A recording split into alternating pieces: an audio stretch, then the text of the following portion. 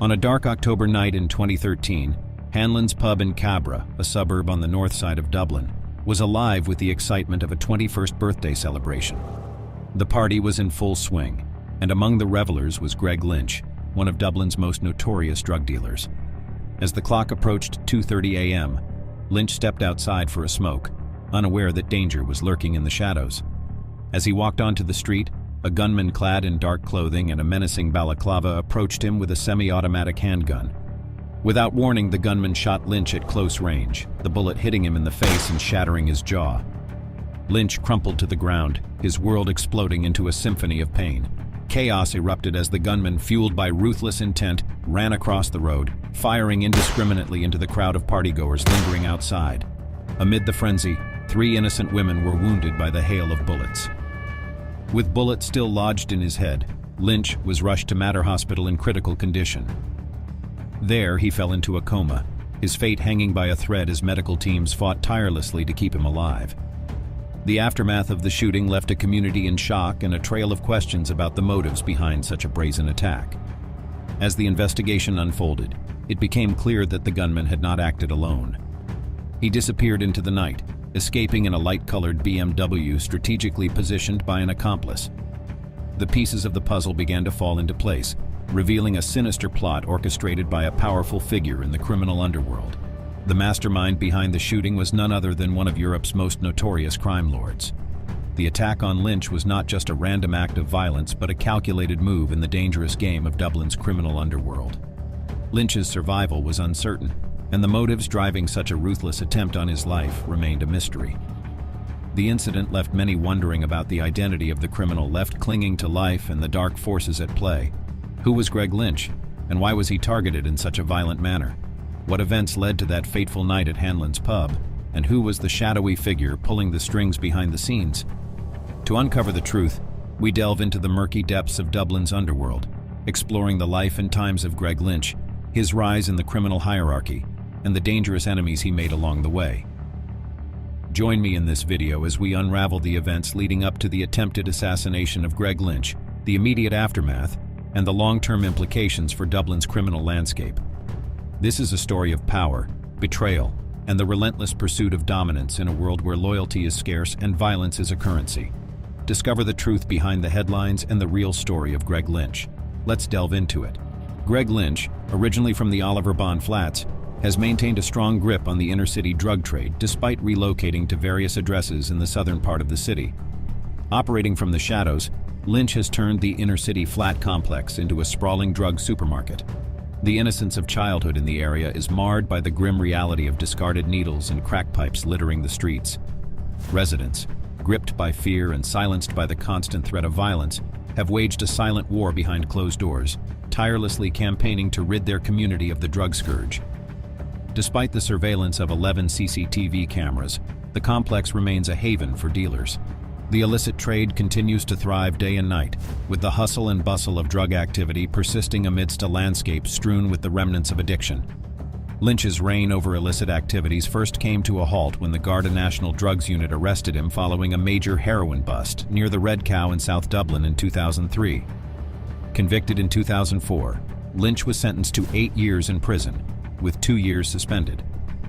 After his release, Lynch, a close associate of enforcers Gerard Hatchet Kavanagh and Paul Rice, quickly became a key figure within the notorious Kinahan Cartel, wielding significant influence over its operations in the South Inner City. Targeted by Operation Golden Eye, the guards cracked down on the cartel, aligning their efforts with ongoing investigations in Spain. By the summer of 2010, intelligence pointed to Lynch's alleged control over a vast network of 60 dealers, establishing him as one of the most senior cartel members in Ireland. Navigating the streets in luxury jeeps chauffeured by his personal driver, Lynch found himself at the top of law enforcement's hit list as they intensified their efforts to dismantle the senior ranks of the Kinahan Cartel. Although the cartel did not originate the practice of exploiting children in drug operations, they have certainly perfected it. Vulnerable youngsters, some as young as 10 years old, are recruited and given tasks such as transporting drugs and cash on their bicycles or acting as lookouts. These children are groomed into the dangerous world of organized crime, and if caught by law enforcement, their age often protects them from severe consequences, leaving the authorities with limited options. However, the consequences for these children within the cartel are severe. Those who lose drugs during searches may be beaten or stabbed, serving as a chilling warning to others. Once ensnared in the cartel's web, escaping becomes a distant dream. Using tactics of intimidation and coercion, the cartel instills fear into individuals with no prior criminal records, forcing them into roles they never imagined. Disobedience is not an option, as the repercussions are lethal. Families in Dublin's south inner city lived in constant fear, resorting to desperate measures like remortgaging their homes to pay off drug debts and protect their children from violence. The 2013 shooting of Lynch was not an isolated incident. He had been targeted before. In the months leading up to the attack, Lynch, a convicted heroin dealer, had received numerous death threats from rival factions. Just the previous December, another attempt on his life had failed due to a botched surveillance operation by his attackers.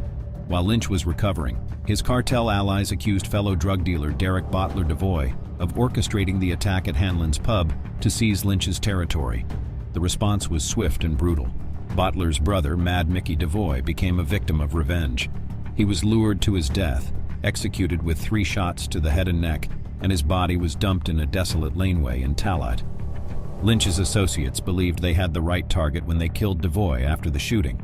However, Lynch later discovered that Devoy had been wrongly accused and had no involvement in the incident. In an attempt to make amends, €100,000 in compensation was offered to Devoy's brother Bottler. Unfortunately, when Bottler tried to transfer the funds to the UK, the Criminal Assets Bureau seized the money. After the Regency Hotel attack and the fracture within the Kinahan gang, Lynch was informed that his own associates had been behind the attempt on his life. Shockingly, these would-be killers were his childhood friends. The inner-city flat complex where Lynch grew up also housed mob boss Daniel Kinahan and his brother Christopher Jr. Their mother Jean Boylan spent her entire life there, and her local authority home passed to her partner Harry Mallon after her death in 2014.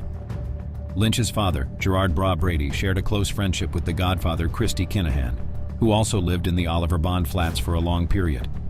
It was in this environment that Greg grew up alongside Daniel and his brother, forming bonds that would later be tested by the dangerous currents of the criminal underworld. Lynch eventually discovered that Fat Freddie Thompson, another childhood friend, had ordered his assassination.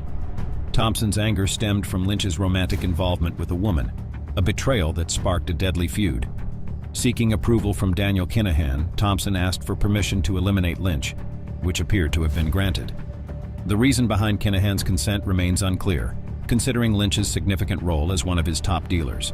Despite surviving the attempt on his life, Kinahan and Thompson crafted a false narrative blaming Devoy, which ultimately led to the death of Devoy's brother.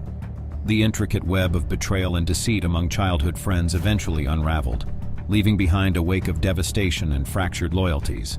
In the ensuing years, Lynch decided to distance himself from his former associates in the gang after uncovering the truth about the attempt on his life. Despite enduring the lasting scars of the life-altering shooting for years, which left his face paralyzed, Lynch has recently revealed the impressive outcomes of extensive cosmetic surgery. Through these expensive procedures, he now presents a revitalized appearance, appearing almost unrecognizable compared to his former self. After undergoing numerous surgeries, Lynch has boldly re-emerged into public view, confidently posing for photographs during his outings, symbolizing his victorious comeback from the shadows of his history. In July 2008, a shocking incident unfolded in Dublin's Kilmore neighborhood, marking a tumultuous period in the city's criminal underworld. Anthony Foster, with a history of cannabis offenses, left Cromcastle Court to meet his partner and collect their children from daycare. Unaware of the danger, Foster was ambushed by a concealed assailant as he descended the stairs. The attacker fired a lethal shot at Foster's face, killing him instantly. This act of violence at 1:45 in the afternoon turned a routine family errand into a horrific crime scene. The brazen daylight attack in a residential area shocked the community and escalated Dublin's gangland conflicts. Investigators soon focused on David "Babyface" Lindsay, a major figure in the city's drug trade since the 1990s. His involvement in Foster's murder marked a critical misstep, triggering events that would reshape Dublin's organized crime landscape.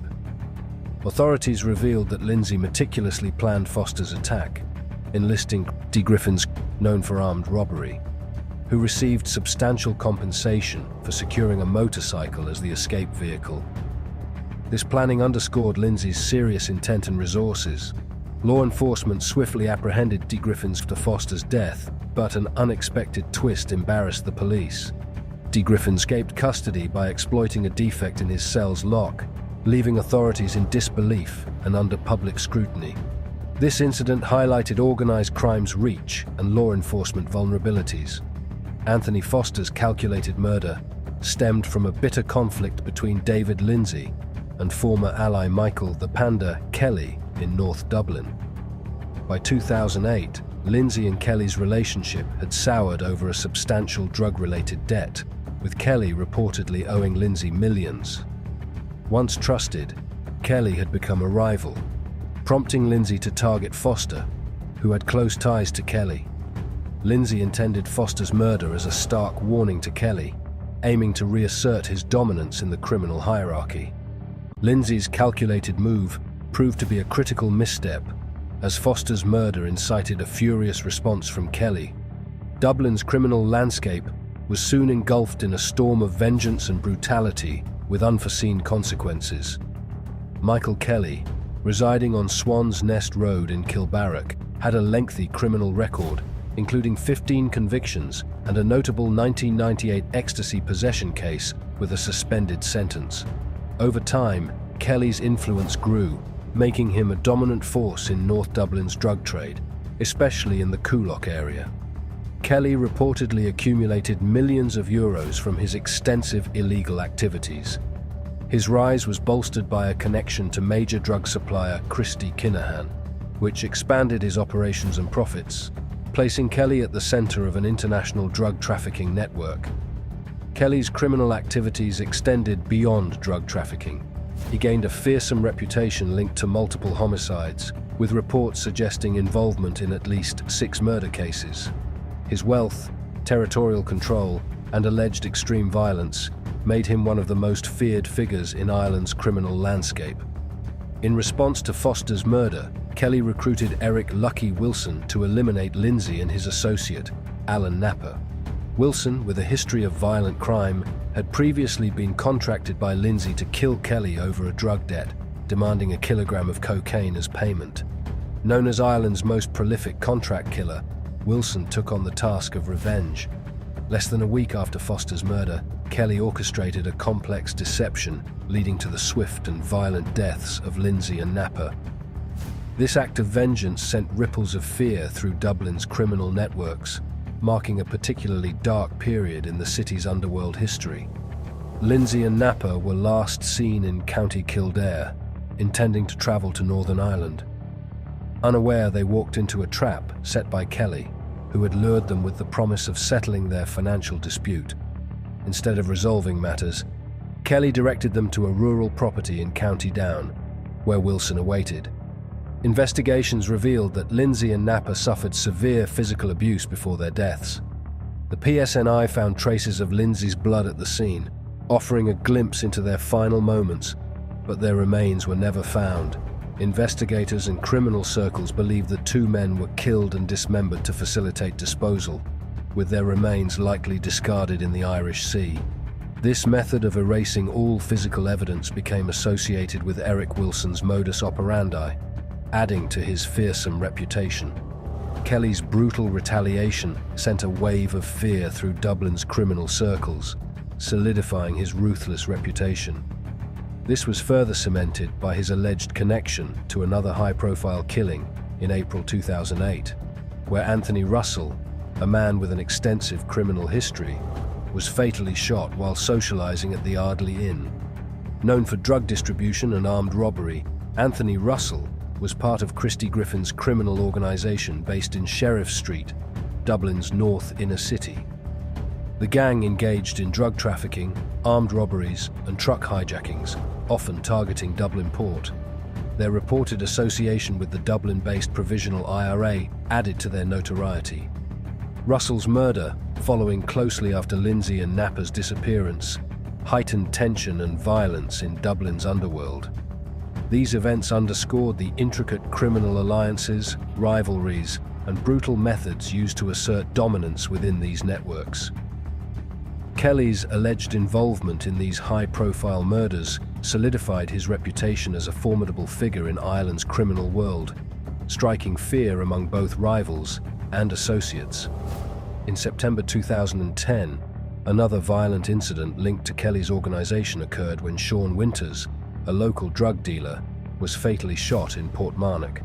Winters, previously associated with Lindsay and Napa, had reportedly become a concern due to his increasingly erratic criminal behavior.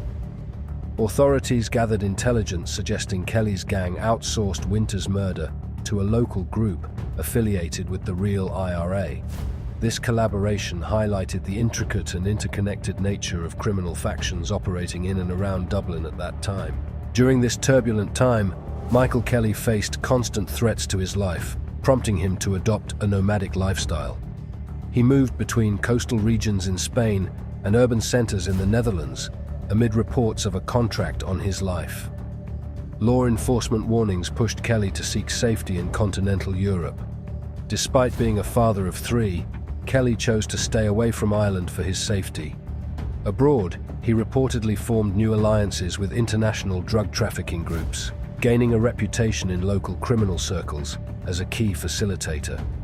Rumors swirled about his role in coordinating large-scale drug shipments linked to Christy Kinahan's extensive supplier network.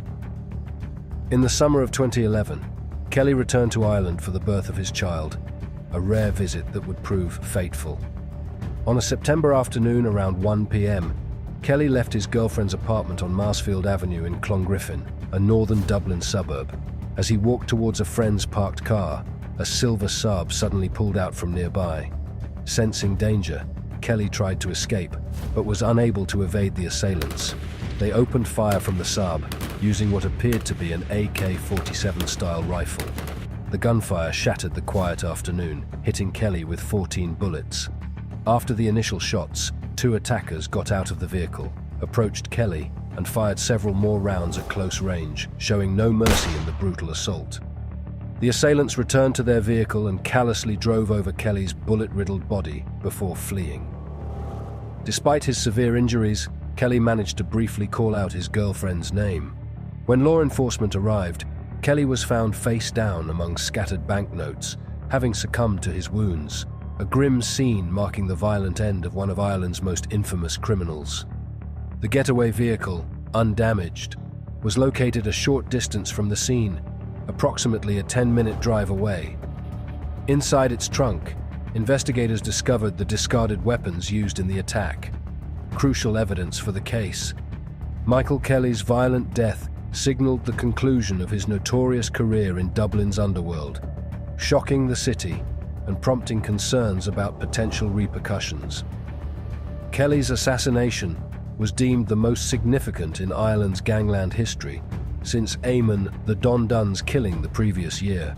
The attendance of several prominent underworld figures at Kelly's funeral, including Fat Freddie Thompson, underscored his high standing in the criminal hierarchy. Before his death, Kelly faced mounting pressure from law enforcement.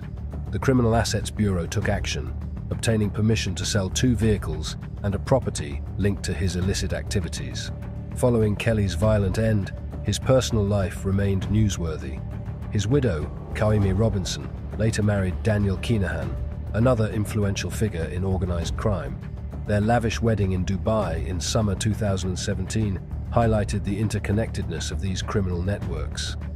The investigation into Kelly's murder pointed towards Alan Ryan, a senior member of the real IRA in Dublin, as the likely mastermind. Reports suggested that Kelly had refused financial demands from Ryan and his associates, potentially leading to the fatal confrontation.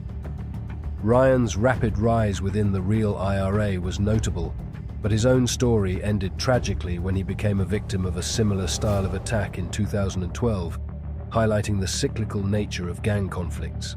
From his involvement in narcotics to his notorious act, the Guinness kidnapping, he demonstrated a relentless determination, sparing no effort in his ascent to the pinnacle of the criminal underworld. His empire-building journey was fueled by a booming narcotics business, crafted in collaboration with Christy Kinahan, Once regarded as one of the most formidable figures in Ireland and beyond, the mere mention of his name sent shivers down many spines. Beginning his criminal pursuits as a young man, he engaged in activities ranging from robberies to extortion. Money and power were his sole interests, and he spared no expense to secure his position at the top of the criminal hierarchy. Along the way, he forged numerous connections within the criminal realm, earning him a reputation as one of the most formidable individuals in the field. John Cunningham, known by the moniker Colonel, invested considerable effort to attain this nickname, showcasing his unwavering commitment to his criminal pursuits. Irish criminal John Cunningham has faced multiple convictions for kidnapping and the illicit importation of drugs. Born in Ballyfermot, an Irish suburb of Dublin in the 1970s, Cunningham, along with his brother Michael, engaged in various armed robberies and maintained close associations with Martin the General Cahill. Cahill, a prominent Dublin-based Irish criminal lord, met his demise on August 18, 1994, succumbing to gunshot wounds while on bail for abduction charges and planning numerous burglaries and armed robberies. Known to love media attention, Cahill's murder was attributed to the Provisional Irish Republican Army, although no one was ever formally detained or legally convicted. Cunningham, however, shared more than a passing connection with the criminal world. As time progressed, he actively sought out and cultivated additional connections, recognizing the difficulty of achieving his objectives in isolation. This strategic networking eventually paid dividends, enabling him to expand his circle of associates and steadily ascend to the apex of the criminal elite. One of those contacts was Christy Kinahan, also known as Christy the Dapper Dawn. Born on March 23, 1957, he is an Irish drug dealer who served time for illicit trafficking of ecstasy and heroin. Kinahan's close associate, John Cunningham, served as his right-hand man during the Operation Shovel campaign against the gang in 2010. Notably, Cunningham was photographed during his restraint when Spanish authorities initiated a thorough investigation into the cartel's operations on the Costa del Crime. One of Cunningham's notorious exploits includes the kidnapping of Jennifer Guinness, an Irish socialite of English descent and a member of the Guinness family, during the 1980s. Alongside Anthony Kelly and his brother Michael, Cunningham was implicated in the abduction, resulting in significant sentences for their crimes. This event remains a hallmark in Cunningham's criminal history.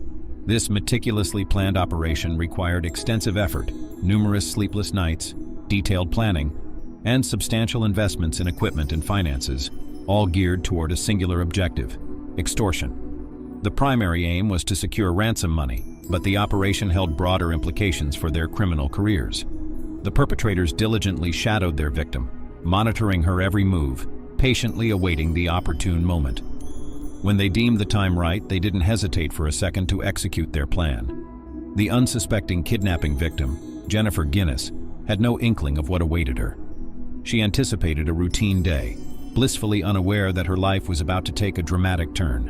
In 1986, from her residence in Howth County, Dublin, Jennifer Guinness was forcefully abducted by a group of 4 men under the command of the Cunningham brothers. The unexpected event sent shockwaves through her life. John Guinness, her husband, and the chairman of Guinness Mahon Bank, was compelled to deal with the harrowing situation. The abductors demanded a hefty ransom of over £2.5 million, leveraging the family's connection to the renowned brewery family. This incident marked a pivotal moment in the criminal endeavors of the Cunningham brothers. Garda officers undertook an exhaustive search across the nation, combing through abandoned bars and residences for over a week in pursuit of the kidnapped victim. As time passed, the prevailing sentiment among most was a grim acceptance that her return might not be possible. Hope dwindled, and the outlook grew increasingly bleak. For those closest to the victim, the unfolding events seemed like a nightmare, leaving them in a state of shock. They were desperate to avert a tragic ending, a fate all too common in such cases. As the days progressed, the belief that she was still alive diminished. However, a glimmer of hope persisted until a pivotal moment, a police call that would alter the course of events. Authorities received information that a breakthrough had been achieved. The group responsible for the kidnapping was successfully traced to a residence on Water Road in Ballsbridge, Dublin. In a dramatic turn of events, Jennifer was rescued by Garda after a siege at the location where she was held captive.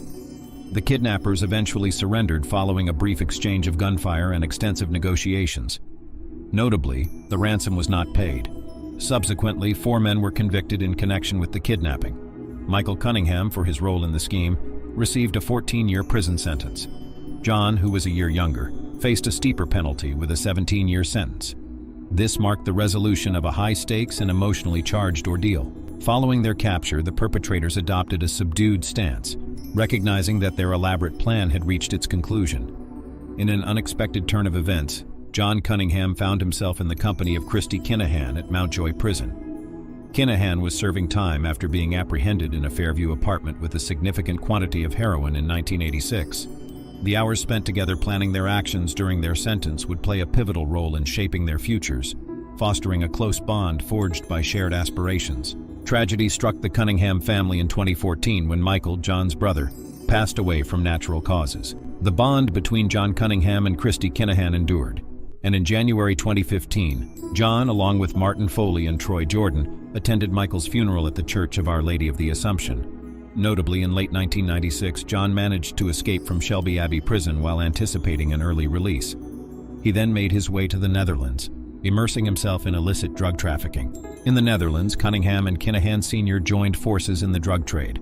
Kinahan had relocated to Amsterdam just before the introduction of cab, facilitating their reunion. The illicit business thrived, culminating in the development of a $50 million illegal narcotics enterprise. Cunningham and his family found themselves in a lavish residence with a pool near Schiphol Airport, marking a significant chapter in their criminal pursuits. Nevertheless, a year later, Christy Kinahan found himself arrested and incarcerated in Portloes prison. Despite Kinahan's absence, Cunningham continued to steer their criminal empire from Amsterdam. Substantial profits from ecstasy dealings in Ireland flowed into the operation, with funds being repatriated to Holland and converted into guilders. During this period, it is estimated that the gang, under Cunningham's leadership, facilitated approximately 60% of all Irish pound-to-guilder transactions in Holland. The group's activities attracted attention when a significant discovery was made in Ireland, a shipment containing automatic firearms and 800 kilograms of cannabis. This find raised suspicions linking the operation to Cunningham. Consequently, Dutch police raided his mansion in 2000, unearthing arms, money, and an incriminating ledger. The ledger revealed that roughly 31 million euros worth of cannabis and ecstasy had been shipped from Holland to Ireland during Christy Kinahan's incarceration. Cunningham faced legal consequences, resulting in a 7-year prison sentence. After serving 4.5 years, he was deported to Ireland.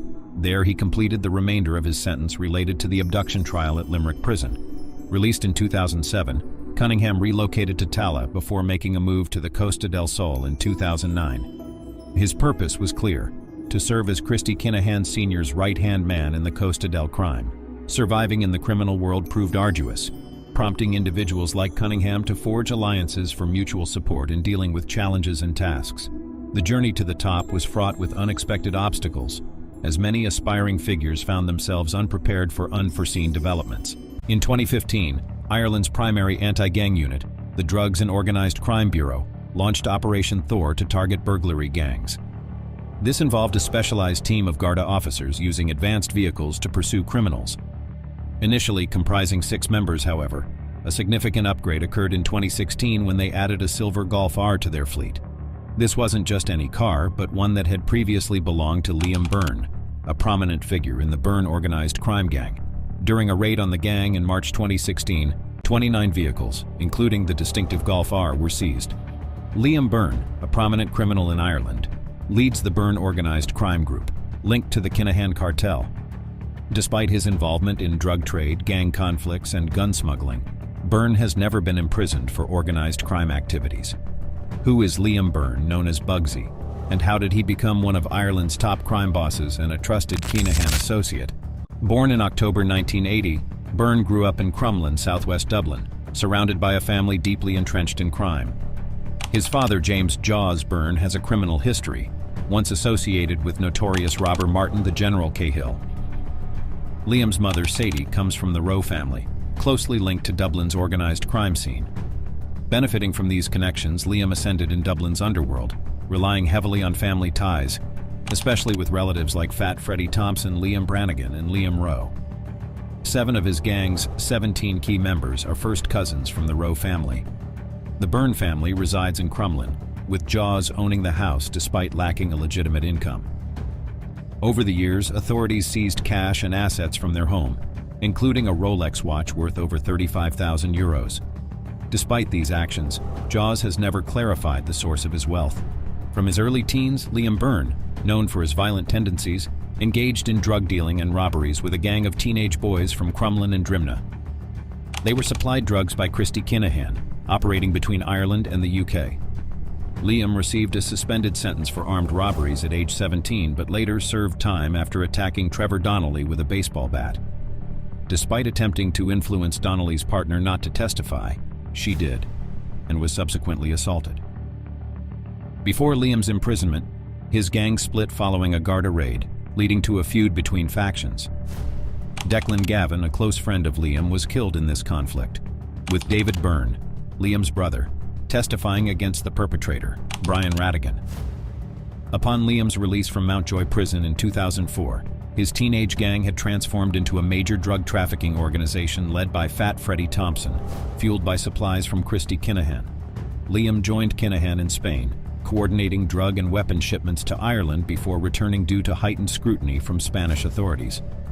Back in Ireland, Liam partnered with Thompson to oversee drug shipments from Kinahan and manage their distribution and debt collection.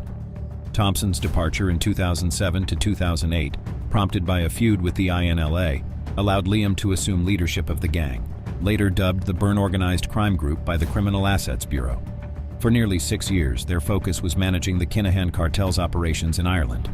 Despite law enforcement efforts, including drug seizures worth over 10 million euros, the gang's operations continued largely unabated, with drugs flowing in from countries like Afghanistan, Morocco, and Colombia. The situation intensified dramatically in 2016, when Gary Hutch, once considered Daniel Kinahan's right-hand man, turned against him, sparking a deadly feud between the Kinahans and the Hutch family. Gary was killed in Spain in 2015, leading to a retaliatory attack at Dublin's Regency Hotel during a boxing event attended by Daniel Kinahan and members of the Byrne Group. David Byrne, Liam's brother, was fatally shot in this attack. The meticulously planned assault, executed by at least 12 members of the Hutch gang, immediately escalated the feud. Even before David Byrne's funeral, Eddie Hutch, Gary's uncle, was fatally shot. Over the next 6 months, a series of killings ensued, with the Kinahan-Hutch feud claiming 18 lives to date. A month following the Regency attack, Garda raided properties linked to the Kinahans and Byrnes, including Liam's residence. Purchased in 2011 in his sister's name for €250,000, the house underwent extensive renovation totaling €740,000, featuring lavish amenities like a gym, bar, home cinema, and jacuzzi. It boasted top-tier security measures including bulletproof windows, CCTV, and a panic room. Adorned with sports memorabilia, including signed jerseys and photos with celebrities like boxer Marvin Hagler, one room served as a gathering place for gang members. Perceived as the leader of the Byrne crime group, Liam's car dealership, used to launder drug proceeds, was closed down. Assets including luxury cars, cash, watches, and properties were seized, with the High Court determining €2.7 million worth were from criminal activities.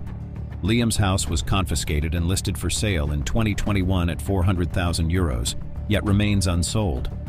Now vacant and dilapidated, it stands deserted with boarded-up windows and doors, surrounded by overgrown vegetation. After facing setbacks from the Kinahan-Hutch feud and the Criminal Assets Bureau, Liam fled to the UK in 2019, settling in Birmingham near his brother-in-law Thomas "Bomber" Kavanagh, a key figure in both the Byrne and Kinahan operations. Bomber, once a leader in the cartel's UK operations, was sentenced to 21 years in prison in March 2022 for drug importation. Liam then assumed control of Kinahan's UK operations. Alongside Sean McGovern, Liam was identified by the CAB as a top figure in Irish organised crime. In a dramatic turn, Liam was arrested on the island of Majorca upon returning to Ireland, marking the end of his reign at the top of the criminal hierarchy, and potentially weakening the Dublin branch of the Kinahan Cartel. Byrne's luck seemed to have finally run out when heavily armed police apprehended him during a clandestine trip to the Spanish holiday island. The 43-year-old crime figure, known for eluding justice for years, now faces the prospect of a lengthy prison term. The Byrne organized crime gang has been a prominent force in Ireland's underworld, notorious for their involvement in drug trafficking and violent activities. Through their close association with the Kinahan Cartel, they solidified their position within the criminal landscape, leveraging the cartel's familial bonds to their advantage. Law enforcement suspected Byrne and his associates of playing a pivotal role in the series of murders and assaults targeting the Hutch family and their affiliates following the Regency incident. With the Criminal Assets Bureau closing in, Byrne sought refuge in the UK. There, he is believed to have assumed the role of second-in-command in the Kinahan Cartel, succeeding his associate Thomas Bomber Kavanagh. However, intelligence suggested that Byrne had somewhat distanced himself from the cartel's upper echelons. In the Middle East, he purportedly established his own criminal network, allegedly engaged in the trafficking of firearms and drugs. The UK's National Crime Agency had been conducting an investigation into Byrne's activities concurrently with an ongoing probe into the criminal assets of Thomas Bomber Kavanagh. Additionally, Byrne faced allegations of threatening individuals in England, including a property developer and several business figures. However, his most serious offense was leading a criminal organization involved in weapons trafficking within the UK. Reports indicate that Byrne's group acquired handguns and submachine guns engineered to evade detection and complicate police investigations, subsequently selling them to other criminal entities. The scope of the operation was extensive, with one organization placing an order for 14 firearms at once. Facing mounting debts and heightened scrutiny from law enforcement, Byrne sought refuge in Dubai in 2021, where he continued to oversee his criminal activities from afar. However, financial pressures caught up with him over the following 2 years. Allegedly, Byrne resorted to issuing threats to numerous car dealerships in Dublin in an attempt to collect outstanding debts. It was during an investigation into these activities that the NCA uncovered his clandestine trip to Mallorca to reunite with his family. British authorities promptly alerted the Spanish National Police's fugitive unit, leading to Byrne's arrest in a well-coordinated operation. Spanish officers apprehended Byrne while he was dining at a restaurant in Alcudia, accompanied by his 2 underage children. Through inquiries, officers were able to identify a vehicle he might be using, narrowing down the search to that area. Byrne offered no resistance during the arrest, and lacking identification was taken into custody. His children were safely entrusted to a friend. The apprehension of Liam Byrne marked a significant setback for the Kinahan Cartel, compounded by the earlier arrest of another individual associated with the cartel at Malaga Airport. Jack Kavanagh, the 22-year-old son of Bomber Kavanagh, was detained as he transited from Dubai to Turkey. Both Byrne and Kavanagh were implicated in the supply and acquisition of firearms, as evidenced by intercepted EncroChat messages.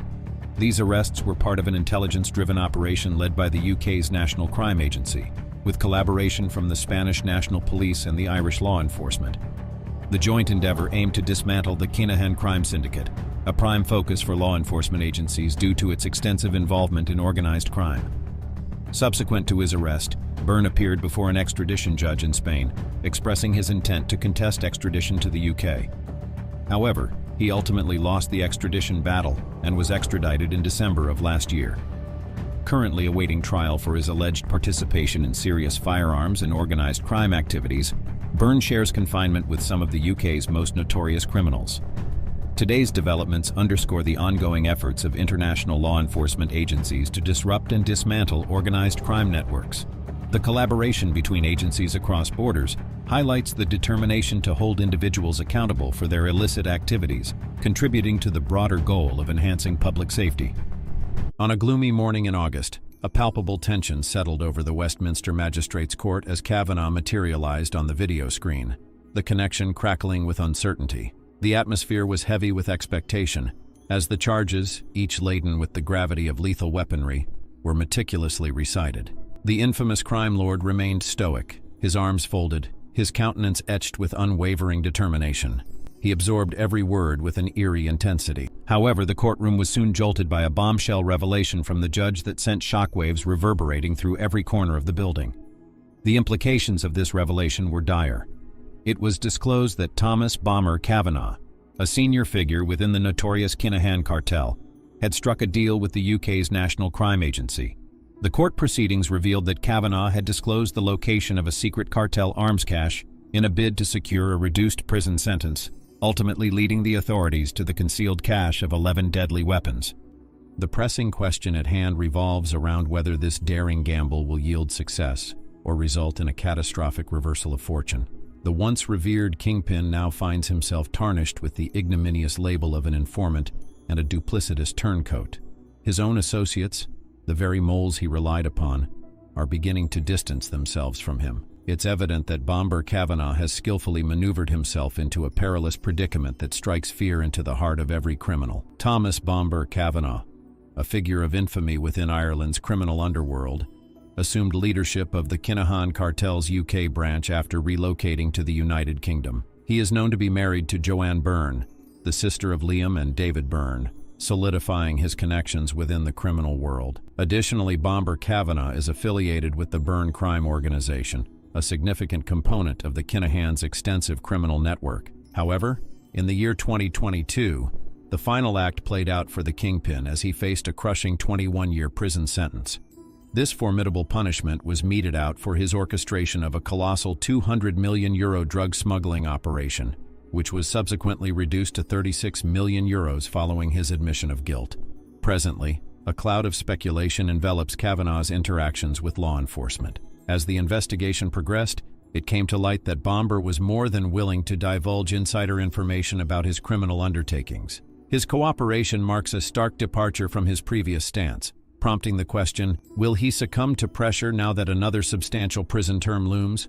Or will he adhere to the Omerta Code of Silence? Regardless of the outcome, the Kinahan Cartel's anxiety is likely to soar to unprecedented levels. Around 2016-2017, Thomas Bomber Kavanagh was perched at the pinnacle of his power, seemingly untouchable. Yet, the tide swiftly turned in 2017 when law enforcement conducted a raid on the premises of the Green Oak Industrial Estate in Dublin, unearthing a cache of weapons, drugs, and incriminating documents.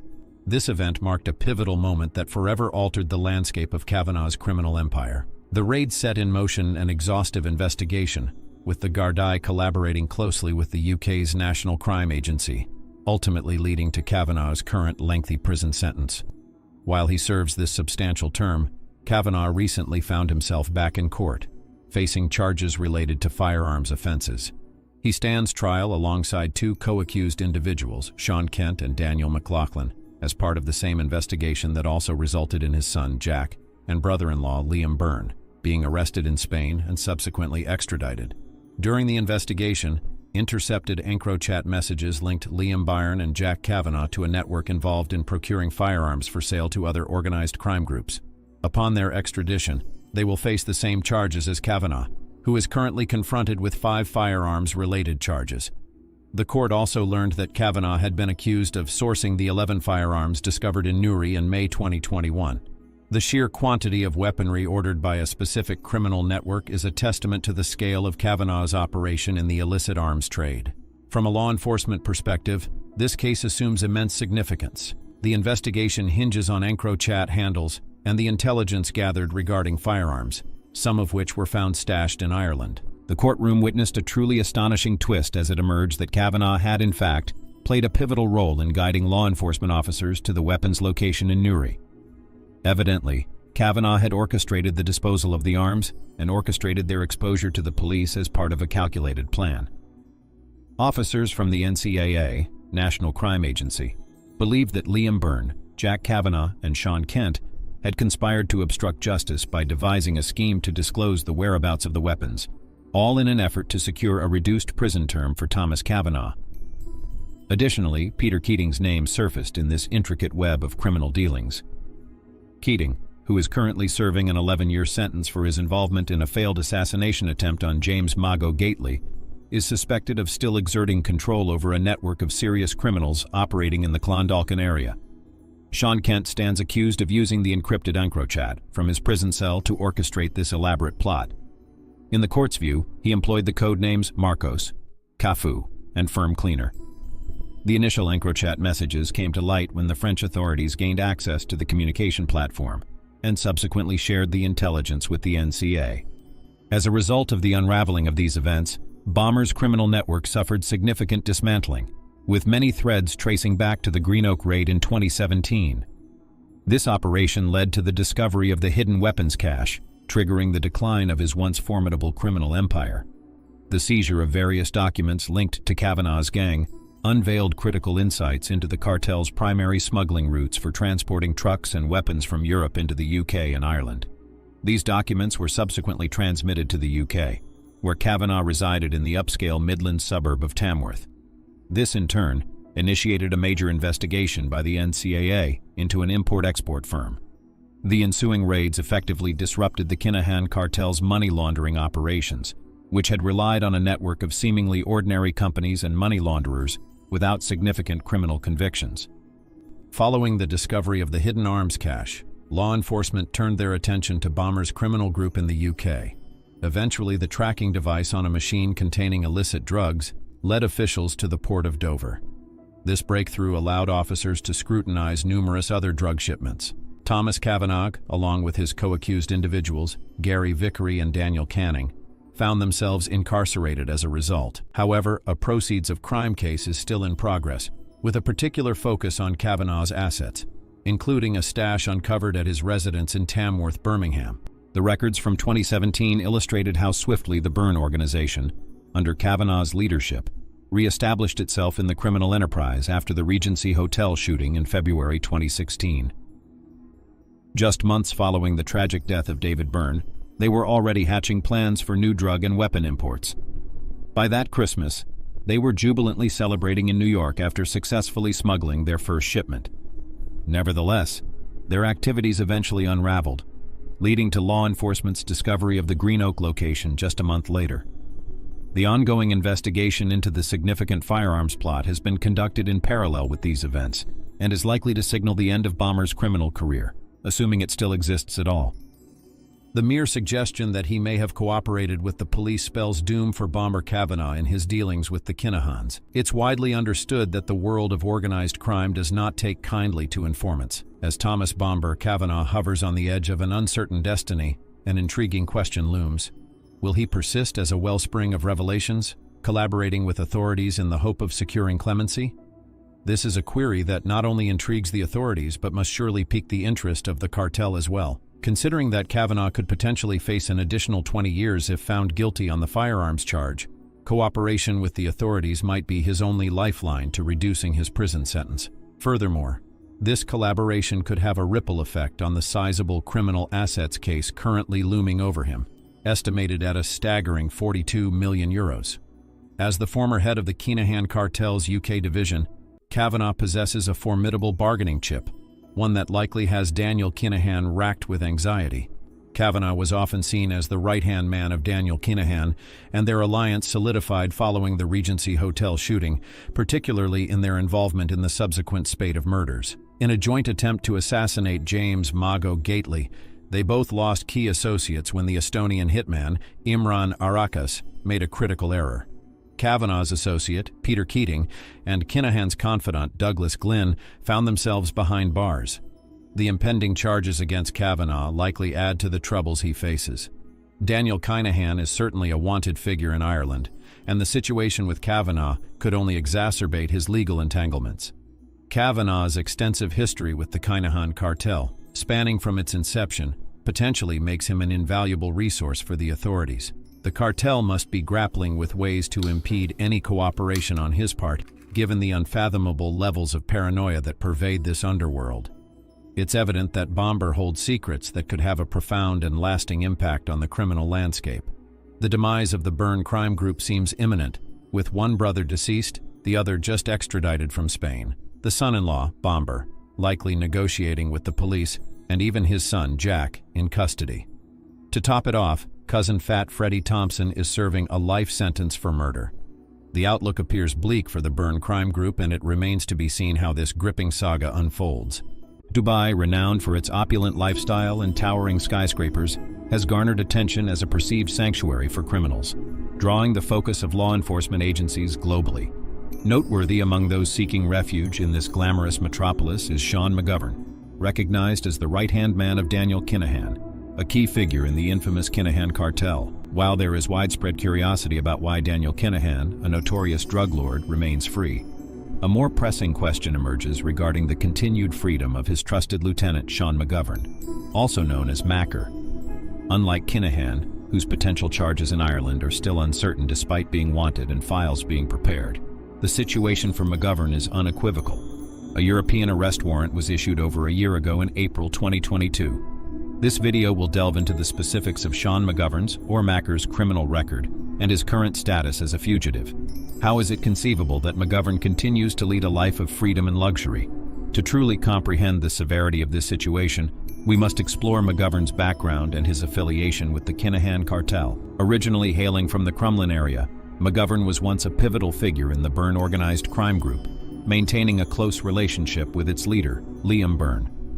The U.S. government has officially labeled McGovern as an international drug baron, attributing to him the responsibility of orchestrating the large-scale movement of cocaine in recent times. Notably, he has ascended to the position of Daniel Kinahan's right-hand man. McGovern's enduring connection with Anita Freeman, also from Dublin, adds another layer to his complex profile. Their relationship began when Freeman was just a teenager, and McGovern held the esteemed position of the right-hand man to mobster Byrne. Freeman has consistently maintained a close connection with Kelly Quinn, the widow of the late David Byrne. David met his tragic end during the Regency Hotel attack in February 2016, a notorious incident where he was shot dead. The attack, marked by gunmen disguised as police officers, unfolded during a high-profile event attended by some of Ireland's most infamous criminal figures. The ensuing chaos and violence resulted in the death of David and injuries to 2 others. In the aftermath of the Regency attack, a pivotal moment in McGovern's criminal trajectory unfolded.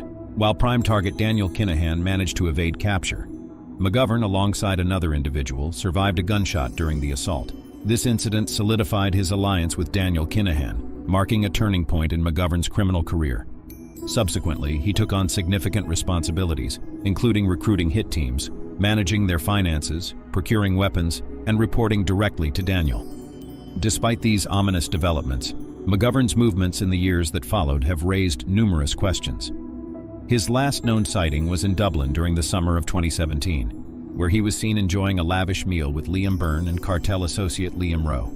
Having permanently resettled in Dubai, McGovern's relocation decision came in the aftermath of the December 2016 murder of Noel Duckegg Kerwin. Notably, McGovern is now a wanted figure in connection to this crime, as will be explored further in this video.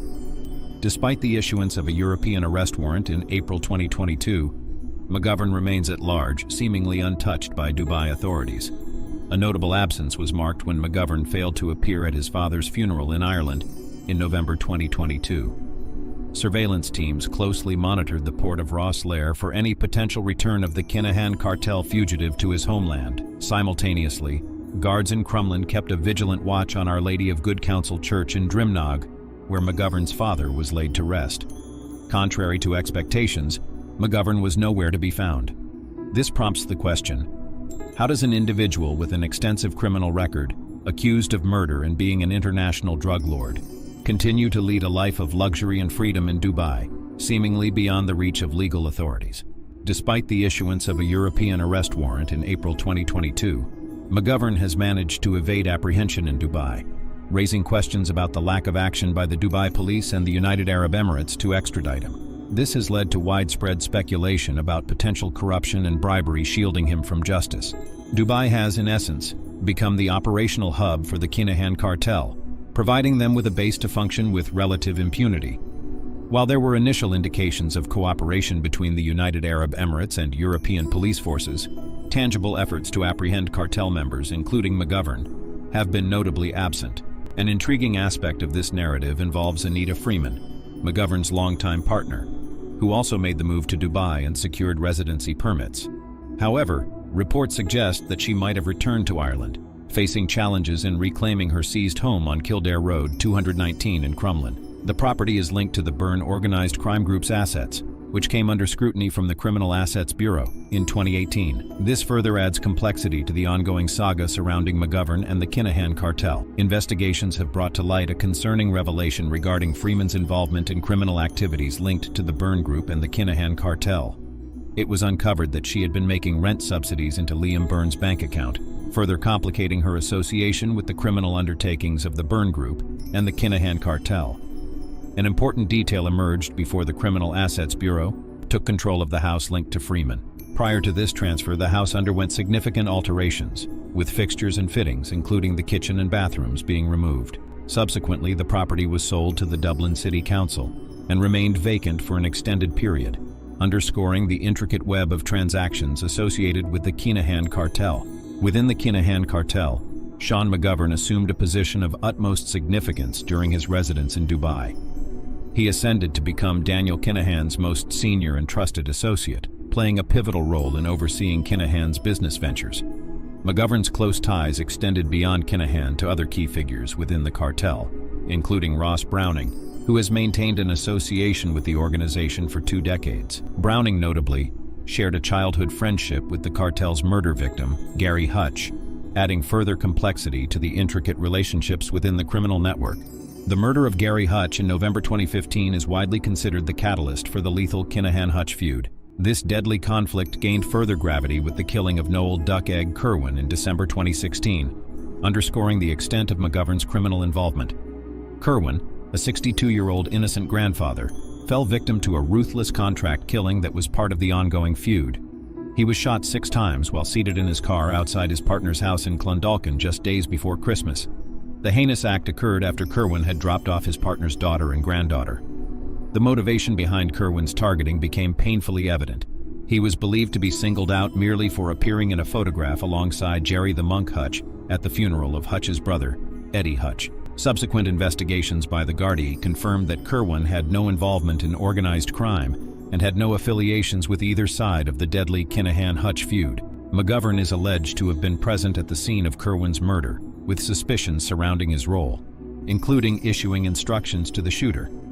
Irish authorities have identified him as a key figure in the murder and ongoing investigations. Apart from the grave charge related to the murder of Noel Kirwan, McGovern faces even more serious charges, adding another layer of complexity to his criminal profile. McGovern's involvement is believed to be pivotal in the attempted hit on James Mago Gately in April 2017. In the Gately murder plot, McGovern played a central role in recruiting West Dublin crime boss Peter Keating to establish a support network for Estonian hitman Imre Arakas. Unfortunately for the Kinahan Cartel, Arakas was unsuccessful in carrying out the assigned task. McGovern faces serious allegations, including directing the activities of an organized crime gang and actively participating in their illicit pursuits. He is accused of playing a crucial role in planning and identifying targets for the Kinahan Cartel, assuming the position of Daniel Kinahan's advisor and managing communications on his behalf. Should he be formally charged and convicted, McGovern would rise to become the highest-ranking leader of the cartel to face legal consequences since the conviction of Thomas "Bomber" Kavanagh. This marks a significant development in the ongoing legal battles surrounding the Kinahan Cartel, highlighting the potential legal jeopardy faced by McGovern for his alleged role in these criminal activities. The ramifications of McGovern's criminal involvements extend well beyond the borders of Ireland.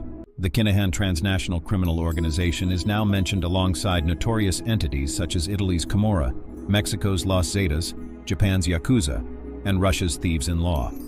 U.S. authorities have also taken a keen interest in McGovern, accusing him of materially assisting, sponsoring, or providing financial support to Daniel Kinahan. McGovern found himself among the 4 individuals sanctioned by the U.S. Department of the Treasury, alongside members of the Kinahan family. These sanctions underscore the global reach and influence wielded by the Kinahan Cartel and its associates. Despite this international spotlight, there is a twist in the narrative.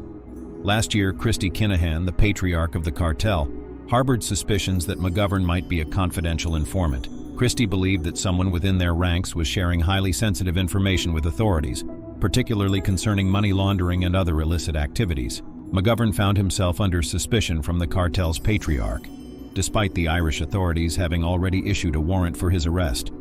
This internal distrust adds an intriguing layer to the complex dynamics within the Kinahan Cartel. Despite the abundance of evidence and charges against McGovern, the prospect of his extradition from Dubai remains elusive. While the European arrest warrant does not automatically apply to the United Arab Emirates, extradition can potentially be arranged on a case-by-case basis through bilateral agreements between countries.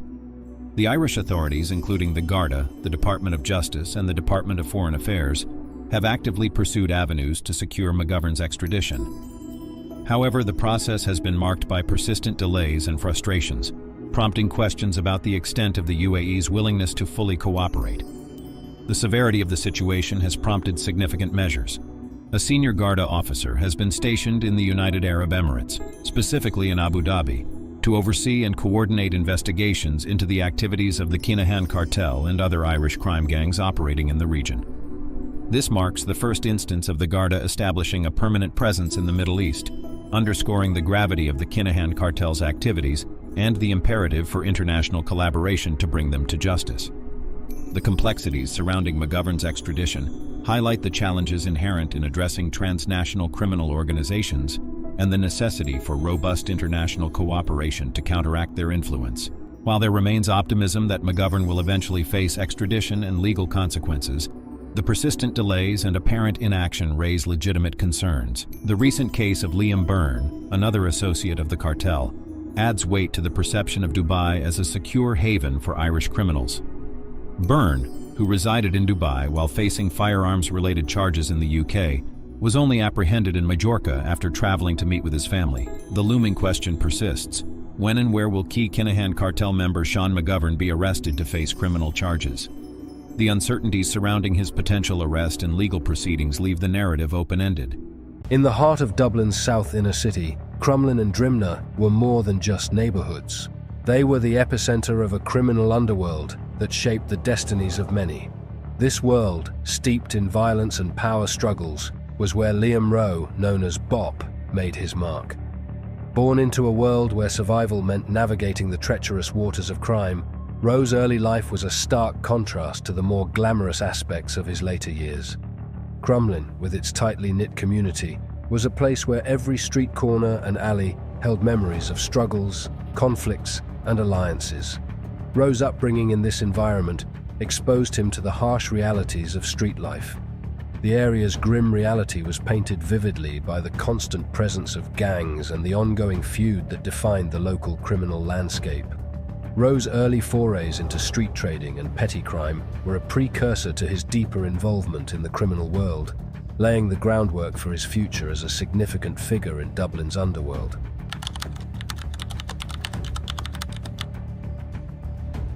The Crumlin-Drimnagh feud, a notorious conflict that began in the late 1990s, was more than just a local dispute. It was a clash that resonated throughout Dublin's criminal circles.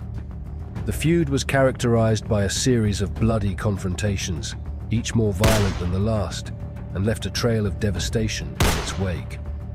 For Rowe, aligned with the Crumlin faction under Fat Freddie Thompson, the feud was both a battleground and a stage for his rise within the criminal hierarchy. One of the most significant events in this feud was the 2002 attempt on the life of Brian Rattigan, a prominent leader of the rival Drimnagh gang. Rowe's involvement in this attack was a testament to the violence that defined the feud. The assassination attempt, meticulously planned and executed, was a bold move by the Crumlin faction. However, despite the precision of the attack, Rattigan survived, highlighting the unpredictable nature of gang violence and the constant danger that lurked around every corner. The attack on Rattigan was just one chapter in a series of violent incidents that marked the feud. The murder of Darren Kearns and David Douglas, two individuals wrongly believed to be involved in the attack on Liam Rowe at the Red Cow, underscored the ruthless nature of the conflicts Liam Rowe was involved in. Their deaths, driven by mistaken identity and suspicion, were a grim reminder of the high human cost of gang warfare.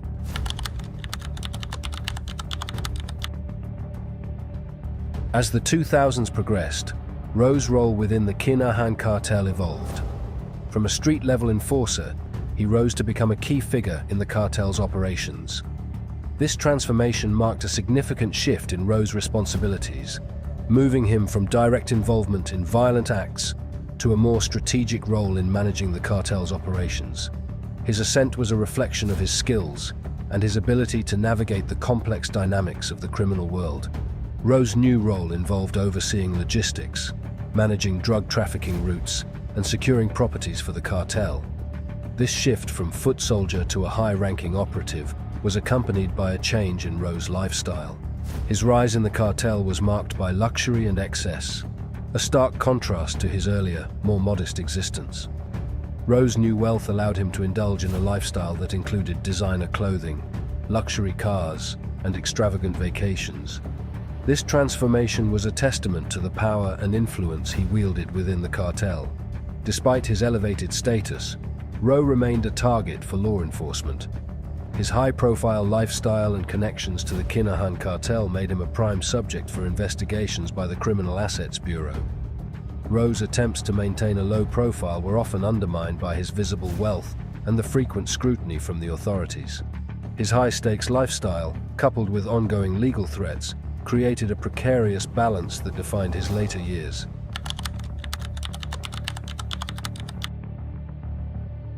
The Crumlin-Drimnagh feud left a lasting impact on Dublin's criminal landscape, shaping the lives of those involved and perpetuating cycles of violence. Rowe's involvement in the feud was a key factor in his rise within the Kinahan Cartel, but it also left him with a legacy of violence and suspicion. His suspected involvement in high-profile criminal activities, including the murder of Brian Rattigan's brother Joey and an attempted murder in the Coombe district, highlighted the ongoing repercussions of the feud. The violence associated with the feud was not limited to direct confrontations. The suspicion and paranoia that fueled the conflict led to tragic and often unjust consequences. The deaths of Darren Kearns and David Douglas, driven by mistaken identity, were a reflection of the broader impact of the feud on innocent lives. Their murders, along with the failed attack on Rattigan, underscored the indiscriminate nature of gang violence and the high cost of living in a world defined by conflict. Rowe's role as a trusted lieutenant of Liam Byrne, a key figure in the Kinahan Cartel, was a testament to his influence and status within the criminal world. His responsibilities included managing various aspects of the cartel's operations, from drug trafficking to money laundering. This elevated role brought with it significant risks, including constant scrutiny from law enforcement and the ever-present threat of violence from rival factions.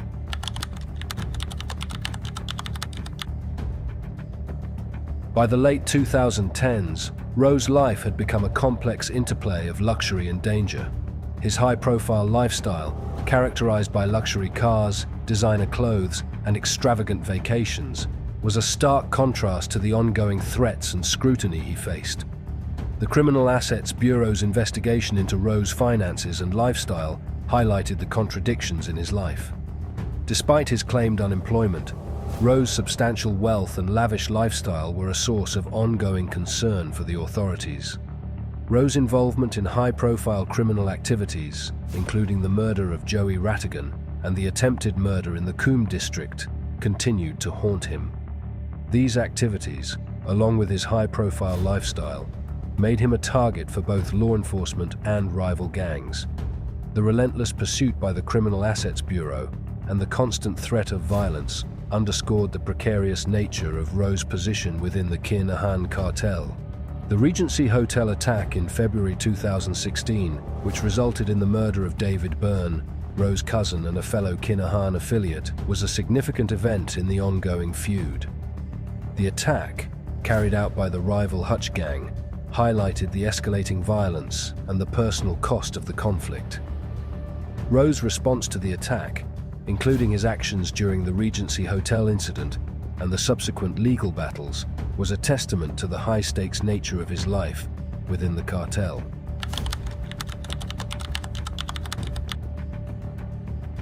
Liam Rowe's life came to a tragic end in August 2024, following a battle with aggressive cancer. His diagnosis, made only a few months prior, marked a dramatic turn in his life. The disease, compounded by the stress and danger of his criminal lifestyle, led to his death at St James's Hospital in Dublin. His passing was a significant event in the ongoing saga of Dublin's criminal underworld. The funeral service held for Rowe at Our Lady of Good Counsel Church in Drimnagh was a somber affair, reflecting the dramatic changes in the gang's fortunes. The contrast between Rowe's funeral and the opulent displays associated with other gang-related funerals was stark. The absence of high-profile gang members and the lack of extravagant displays of power highlighted the shifting dynamics within the criminal world. Rowe's funeral was attended by a mix of family, friends, and criminal associates. Among the mourners was Sadie Byrne, the mother of Liam and David, Lee Gibson, a Drimnagh resident and known associate of Liam Byrne. The presence of these individuals underscored the complex web of relationships and alliances that defined Rowe's life and career. As Rowe was laid to rest at Byrne Cemetery, reflections on his life were mixed. His journey from a streetwise youth to a key figure in the Kinahan Cartel was marked by both achievements and tragic failures. The story of Liam Rowe serves as a poignant reminder of the high cost of life in the world of organized crime. His rise and fall are emblematic of the broader dynamics of Dublin's criminal underworld, where every triumph is overshadowed by the ever-present shadow of danger.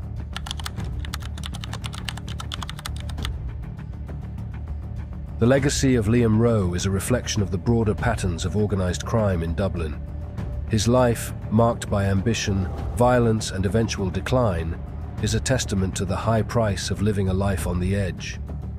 The narrative of Rowe's life is a complex tapestry, woven with the threads of power, conflict, and personal downfall. Rowe's story is not just one of individual ambition and failure, but also a reflection of the broader dynamics of organized crime. His rise within the Kinahan Cartel, his involvement in the Crumlin-Drimnagh feud, and his eventual decline are indicative of the cyclical nature of violence and power in the criminal world. The story of Liam Rowe, like so many figures in organized crime, is a reminder of the high cost of a life lived in the shadows. As Dublin continues to grapple with the legacy of its criminal underworld, the story of Liam Rowe serves as a cautionary tale. His life and death are emblematic of the broader struggles faced by those who navigate the dangerous and often deadly world of organized crime. The legacy of Liam Rowe is a reflection of the complexities and contradictions that define the world of criminality, where every triumph is tempered by the ever-present threat of danger and retribution. Ireland hosts one of the world's most prominent organized crime syndicates, a group with extensive associations and a wide array of intriguing activities. Its origins trace back to its founder, a father, and today the reins of power are firmly in the hands of his sons. This narrative delves into the history of the Irish Kinahan organized crime group, covering their emergence, conflicts, achievements, and their infamous status on the global most wanted list. Stay tuned, as the Kinahans are a force to be reckoned with in the criminal world. The story unfolds in Dublin, revolving around Christopher Vincent Kinahan, famously known as Christy the Dapper Don Kinahan. Christopher Kinahan's life is nothing short of intriguing. In 1986, he found himself entangled in a heroin-related incident involving a significant haul valued at £117,000, a substantial amount for that era. This unfortunate circumstance led to a 6-year prison sentence. However, contrary to expectations of idleness behind bars, Christy proved to be a remarkably intelligent individual. During his incarceration, he pursued and successfully earned 2 college degrees. Notably, he declined early release opportunities, prioritizing the completion of his academic pursuits. It raises the question, would you have made the same choice? Share your thoughts in the comments below. In addition to his academic achievements, Christy Kinahan also mastered the art of speaking both Spanish and Dutch.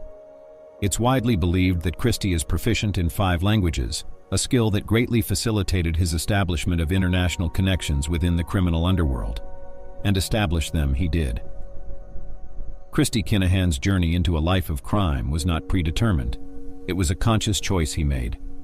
Raised in a middle-class family and educated at one of Ireland's finest schools, he had the opportunity for a different path. However, following his initial run-in with law enforcement in the 1980s, he veered further away from the straight and narrow. In fact, he became increasingly entangled in the criminal world, transforming smuggling into a highly lucrative enterprise driven by grand ambitions. For his sons, Daniel and Christy Jr., there was little room for choice. Their father naturally integrated them into his illicit business dealings. In the present day, there are strong suspicions that Daniel manages the day-to-day operations of the Kinahan organization, while Christy Jr. is believed to oversee the financial aspects. Over the past few years, Daniel Kinahan has emerged as the public face of the Kinahans. He strategically positioned himself as a sports promoter, taking a significant step in 2012 when he founded MGM, which he later rebranded as MTK Global. The name MGM might ring a familiar bell. Although Daniel's MGM originally stood for Macklin's Gym Marbella, the MGM Grand Resort and Casino in Las Vegas understandably couldn't overlook the similarity in names. This led to a naming dispute, prompting Daniel to rename his venture as MTK Global. In the subsequent years, he diligently transformed it into a management and event promotion company specializing in boxing and mixed martial arts. During this time, he notably secured the signing of heavyweight world champion Tyson Fury to his roster. Despite his efforts to use the world of sports as a means to reshape his public image, MTK Global continued to be closely associated with his criminal activities. Consequently, he made the decision to step down from the company's leadership. Nevertheless, he remained a prominent figure within the boxing realm, with Tyson Fury publicly acknowledging Daniel for his role in facilitating the agreement for the highly anticipated fight between Fury and Anthony Joshua in 2020. However, MTK Global faced persistent challenges in achieving substantial success due to Daniel's affiliations, and this ultimately led to the authorities seizing their operations in April 2022. Within the realm of the criminal underworld, conflicts and rivalries often simmer among various factions. The Kinahan family has had its fair share of such confrontations, with the most significant one being their feud with the Hutch gang. This feud reached such a boiling point that it exacted a heavy toll in terms of lives lost, most notably a pivotal figure. The origins of this bitter rivalry trace back to a fateful day in 2015, specifically on September 24th around 11:30 a.m. Gary Hutch found himself targeted by the Kinahan faction while on the Costa del Sol. Notably, Gary Hutch was the nephew of Gerard Jerry Hutch, a notorious figure often referred to as the Monk. Henceforth, we will use the Monk to designate Gerard Hutch, who served as the leader of the Hutch gang, an equally infamous criminal organization. Gary Hutch had served as a crucial figure within the Kinahan family's operations, often referred to as Daniel Kinahan's right-hand man. Reports suggest that their collaboration soured due to a dispute over financial matters, with Gary even contemplating the permanent removal of Daniel from the equation. Upon learning of Gary's intentions, Daniel issued an order for Gary's elimination, a mission that ultimately succeeded. There were also speculations circulating that Daniel suspected Gary of collaborating with the Spanish police as an informant, but these suspicions were later debunked after Gary's demise. The fallout triggered a fierce and protracted conflict. On October 9th, Gary's brother Derek found himself targeted within the confines of Mountjoy Prison. The Kinahan family had reportedly placed a €10,000 bounty on his head, but despite the attack, Derek managed to survive the ordeal. Fast forward to February 5, 2016, and the feud escalated dramatically. The Hutch gang launched a retaliatory strike that marked a turning point in the conflict. The Regency Hotel in Whitehall, Dublin hosted a weigh-in event for a WBO boxing match. During this event, 5 individuals stormed into the room and opened fire. Tragically, Kinahan associate David Byrne lost his life, and Sean McGovern sustained an injury to his leg. The presumed target of the attack was Daniel Kinahan, but he had left the premises earlier. As 2016 unfolded, it would become the most tumultuous year in the ongoing feud. On February 8th, near his own residence in Dublin, Eddie Hutch Sr., the brother of the Monk, fell victim to a fatal attack in what was seen as retribution for David Byrne's death. The violence continued on March 23rd, when Noel King-Size Duggan met a violent end in his car, largely due to his association with the Monk. Unfortunately, the impact of this conflict extended beyond the criminal underworld, with innocent individuals becoming unintended casualties due to mistaken identities. On April 14th, Martin O'Rourke suffered a fatal attack at the hands of Kinahan associates, despite having no involvement in the feud whatsoever. The tragic pattern of mistaken identity continued, exemplified by the case of Michael Barr, who was targeted only 11 days later. He too was wrongly identified, this time as one of the individuals involved in the Regency Hotel incident. On May 24th, Gareth Hutch, a cousin of Gary Hutch, met a grim fate as he was ambushed near his residence. After a brief lull in the violence, David Douglas lost his life on July 1st. Frustrated in their attempts to directly reach the Monk, the assailants targeted those in close proximity to him, as they did with the Monk's associate Noel Kerwin on December 22nd. As the Hutch gang endured its own losses, they retaliated once more. On May 31st, 2017, Michael Keogh, a Kinahan associate, was attacked in an underground car park. In response, the Kinahan family struck back, tragically taking the life of Kane Kerwin, the son of Noel Kerwin, on December 2, 2017. The cycle of violence and vengeance continued to claim lives on both sides of the feud. The relentless violence of the feud continued in 2018. On January 20th, Derek Coakley Hutch, a nephew of the Monk, was attacked while sitting in his car. The feud showed no sign of abating, even during Derek's wake on January 30th, as the Kinahan faction demonstrated a complete lack of respect by targeting Jason Molyneux, who had just returned from the wake. The intensity of the conflict appeared to wane for a period, primarily due to the incarceration of many of the shooters involved in the earlier incidents. However, on December 22, 2018, the violence resurfaced. Eric Fowler, who had connections with the Kinahan organization, fell victim to an attack by two individuals in his own driveway. While I have highlighted the most significant cases, it's important to note that there were numerous other smaller or failed assassination attempts during this period. In total, at least 18 individuals were tragically affected by the feud, with the majority belonging to the Monks camp. Since the outbreak of the feud, law enforcement agencies have launched a significant crackdown. Over 70 members of the Kinahan gang have been apprehended in operations spanning Ireland, Britain, and Spain. This intensified pressure forced the Kinahan family to adopt a more low-profile stance for a period. Concurrently, the Kinahans played a pivotal role in essentially dismantling the Hutch gang. However, they didn't limit their activities to domestic matters. They expanded their influence on the global stage. In a striking development, the most prominent narcotic smugglers in Europe forged an alliance, giving rise to what became known as the Super Cartel. This powerful union, established around 2018, included the Kinahans, along with key figures such as Ridwan Taghi, Aidan G., Raphael Imperiale, and Richard R. Together, they exerted control over a substantial portion of the cocaine trade in Europe, amounting to about one-third of the market. This collaboration was a departure from the typical rivalry among top drug lords, as these individuals recognized the strength they could derive from working together rather than competing for the top spot. Operating from Dubai, each member of this alliance brought their unique skills and capabilities to the table. By pooling their talents, they achieved a level of influence and power that exceeded even the most ambitious expectations. It seemed as though their potential had no bounds, and they indulged in opulent lifestyles in Dubai, splurging hundreds of thousands of dollars on luxury cars, jewelry, and more, all while overseeing the distribution of kilos of cocaine across Europe. Dubai had long served as a sanctuary for criminals, lacking extradition treaties with any other country, making it an attractive destination for those who felt invulnerable.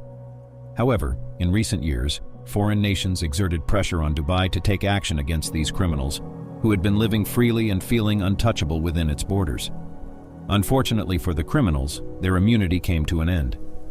Imperiale, Edenji, and Taghi were all apprehended in Dubai, a development that took them completely by surprise. Meanwhile, Richard R. was captured in his home country of Chile, marking the downfall of this once mighty alliance. The unraveling of the Super Cartel has led to some intriguing developments among its members.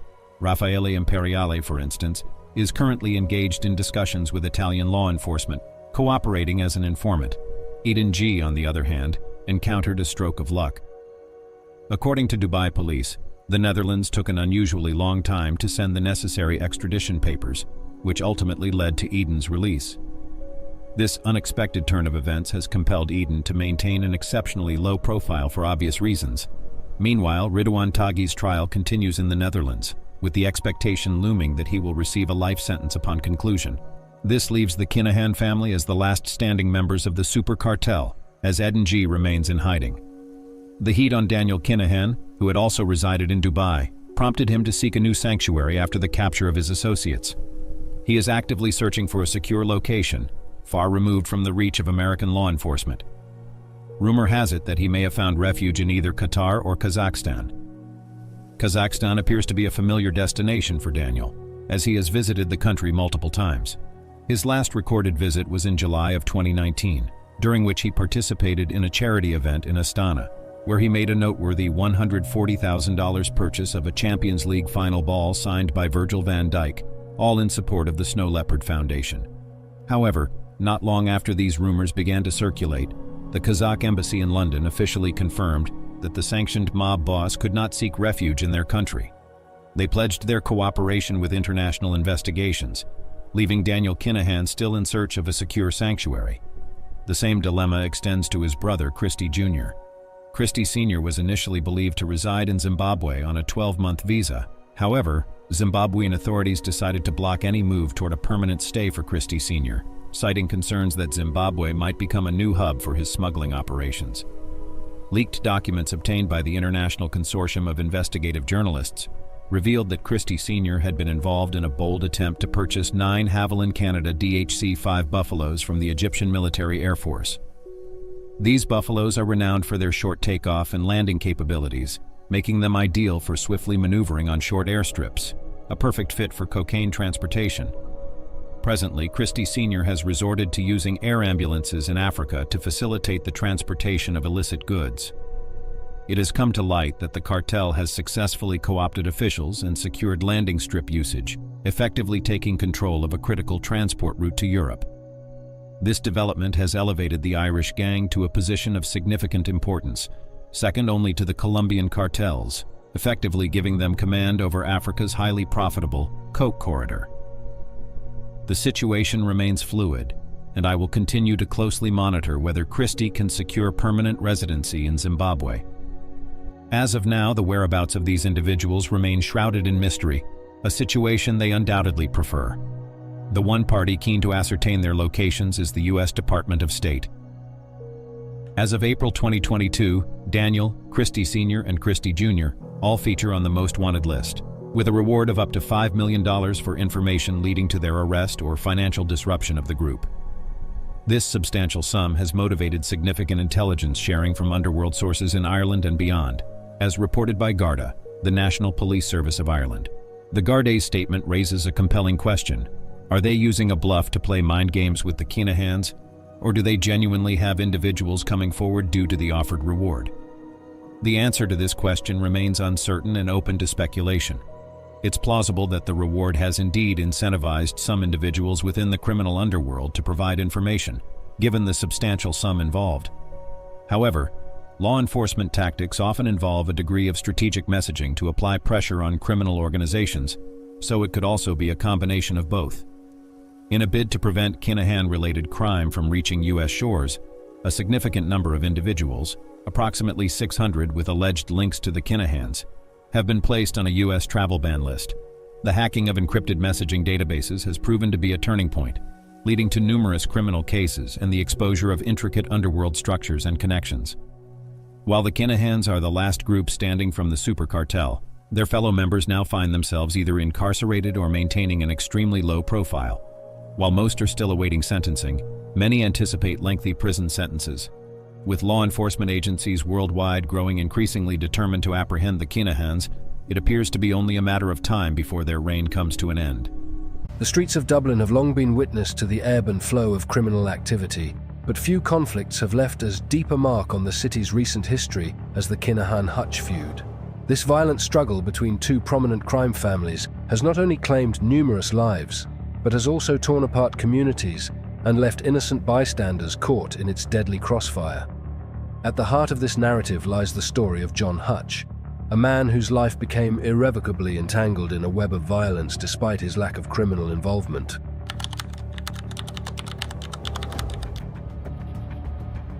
On a seemingly ordinary day in September 2016, John Hutch's world was shattered in an instant. As he returned home to Drumalee Avenue in Dublin with his wife Vera and visiting daughter, the tranquility of their family reunion was brutally interrupted. A speeding Opel Astra screeched to a halt near their home, and from it emerged a figure that would haunt the Hutch family's nightmares, a hitman, armed and determined. In those terrifying moments, John's survival instincts kicked in. With remarkable presence of mind, he managed to dash into his backyard, securing the gate behind him. The hitman, in his haste, fumbled and dropped one of his weapons. Undeterred, he reached the gate with his remaining gun, firing indiscriminately over the wall and into the garden where John had sought refuge. The family's brush with death was all too real, the sounds of gunfire shattering the peace of their neighborhood. The attack's premeditated nature soon became clear. Investigators later discovered that the hitman had meticulously tracked John's movements for days, even going so far as to plant a tracker on his Nissan.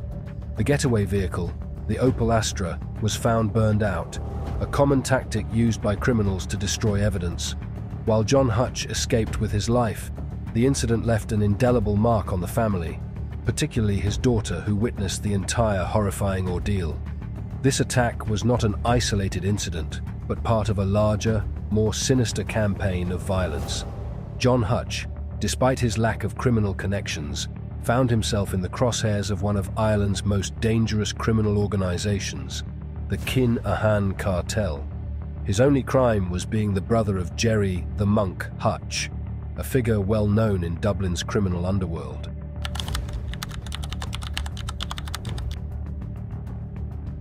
The roots of the Kinahan-Hutch feud can be traced back to a series of events that culminated in a shocking attack at the Regency Hotel in Dublin. During this incident, a boxing weigh-in event turned into a bloodbath when gunmen stormed the hotel, resulting in the death of David Byrne, a key member of the Kinahan organization. In the aftermath, the Kinahan Cartel, believing the attack to be orchestrated by the Hutch family, launched a campaign of retaliation that would spare no one associated with the Hutch name. John Hutch became a prime target in this vendetta. The Kinahan Cartel, in their thirst for revenge, accused John of being one of the getaway drivers in the Regency Hotel attack. This accusation, though never substantiated with evidence or mentioned in the subsequent trial, was enough to mark John for death in the eyes of the cartel. The human cost of this feud was staggering. John Hutch endured the loss of a brother and 2 nephews to the ongoing violence. In May 2016, his son Gareth fell victim to the feud, shot dead near his car outside the Avondale House flats. The family, still reeling from this loss, faced another close call just 3 months later, when John's other son, Jonathan, narrowly escaped an assassination attempt while on holiday in Majorca. The incident in Majorca highlighted the far-reaching tentacles of the feud. Jonathan Hutch, seeking respite from the constant threat in Dublin, had no idea that the Kinahan Byrne organised crime group had a presence on the island. In a tragic turn of events, while Jonathan managed to evade the assassin sent by the cartel, an innocent council worker named Trevor O'Neill lost his life in a case of mistaken identity. This series of events underscored the indiscriminate nature of the violence, where even those attempting to escape the conflict found no sanctuary.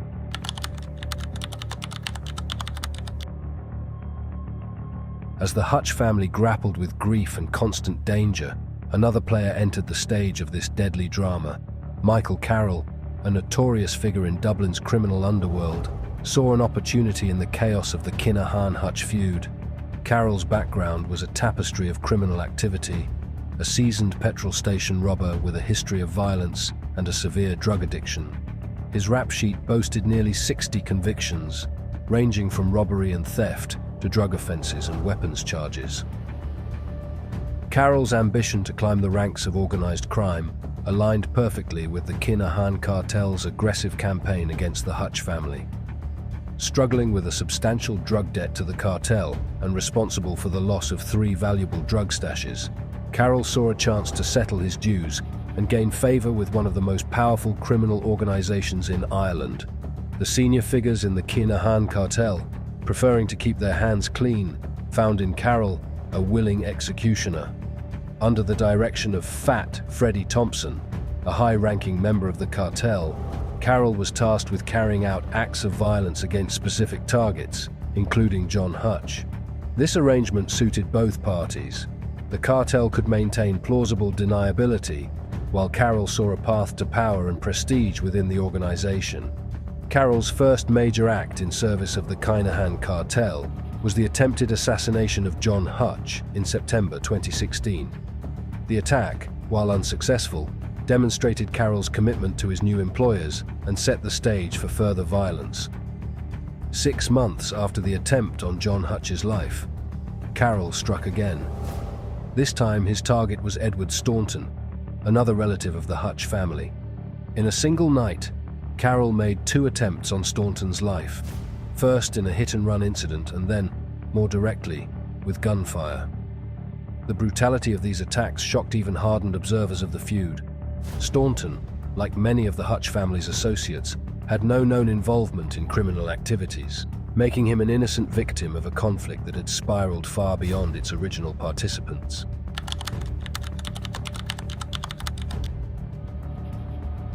Carroll's involvement in the Kinahan-Hutch feud ultimately led to his downfall.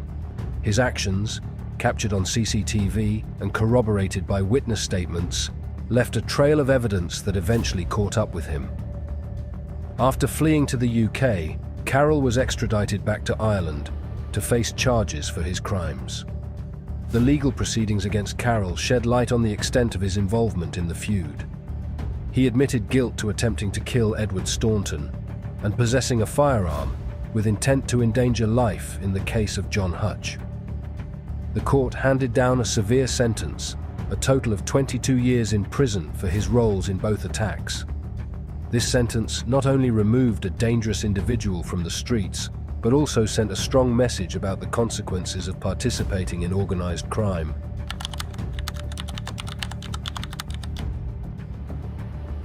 While Carroll faced justice for his actions, the impact of the feud on John Hutch and his family continued long after the immediate threat had passed.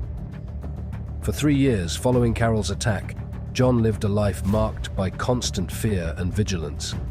The stress of being a marked man took an immense toll on his physical and mental health. John Hutch's final years were a stark contrast to the life he had known before becoming entangled in the feud. He abandoned his job as a taxi driver, unable to risk exposure to potential assassins. His home, once a place of comfort, became a fortress, heavily secured, but also a constant reminder of the danger that lurked outside its walls. The tragic irony of John Hutch's story reached its conclusion when he died not at the hands of a hitman, but in a fall at his own home. On the day of his death, what should have been a routine outing, an afternoon spent having a few drinks, ended in tragedy. Upon returning home, John fell down the stairs, suffering a severe head injury. Despite the swift response of armed guards stationed nearby and emergency medical efforts, John passed away 2 days later due to his injuries. The circumstances of John Hutch's death raise poignant questions about the long-term effects of living under constant threat. His family and associates firmly believed that the stress and fear induced by the Kinahan Cartel's relentless pursuit directly contributed to his untimely demise. In a cruel twist of fate, the very home that had been his sanctuary became the site of his final moments. On a September Sunday night, a recently purchased fishing trawler found itself in a dire situation, stranded on a sandbank off the coast of Blackwater in Wexford. This vessel, originally headed for Devon in England, had veered significantly off course, leaving locals astonished by its unexpected presence. A distress signal pierced the night, but when rescue teams attempted to communicate, eerie silence dominated the radio waves. Something smelled fishy, but not in the context of a legitimate fishing expedition. The Guardian Defense Forces began to express concerns about the vessel, its occupants, and their potential cargo. Those concerns proved well-founded as Ireland witnessed the largest drug bust in its history along the rugged coastline of West Cork. In the shadowy world of drug smuggling, a daring gang hatched an audacious plan, selecting the MV Matthew, a 22-year-old cargo ship, as their vessel of choice. Their mission was to rendezvous with an Irish-registered fishing trawler off the Wexford coast, executing a high-stakes transfer of a substantial drug haul. This tactic had become increasingly popular in the narcotics business, where colossal vessels designed for traversing the Atlantic Ocean were used to hand off illicit cargo to smaller boats bound for various European markets. The price of these motherships was staggering, reflecting the astronomical profits at stake. Take the MV Matthew, for example, a vessel valued at nearly 10 million euros. It was a chilling reminder of the immense wealth involved in this dangerous game. Amid stormy weather, the mothership found itself at the mercy of the sea, lingering for over a day off the southeast coast, unaware that a joint task force was already hot on their trail, ready to dismantle their scheme. The ill-fated trawler eventually ran aground on a sandbank, leading to the rescue of its 2 crew members. However, their rescue revealed a web of deceit. Just days earlier, they had posed as harmless fishermen while purchasing the vessel in Cork. Locals had grown suspicious as it became apparent that these so-called sailors were utterly clueless about handling boats.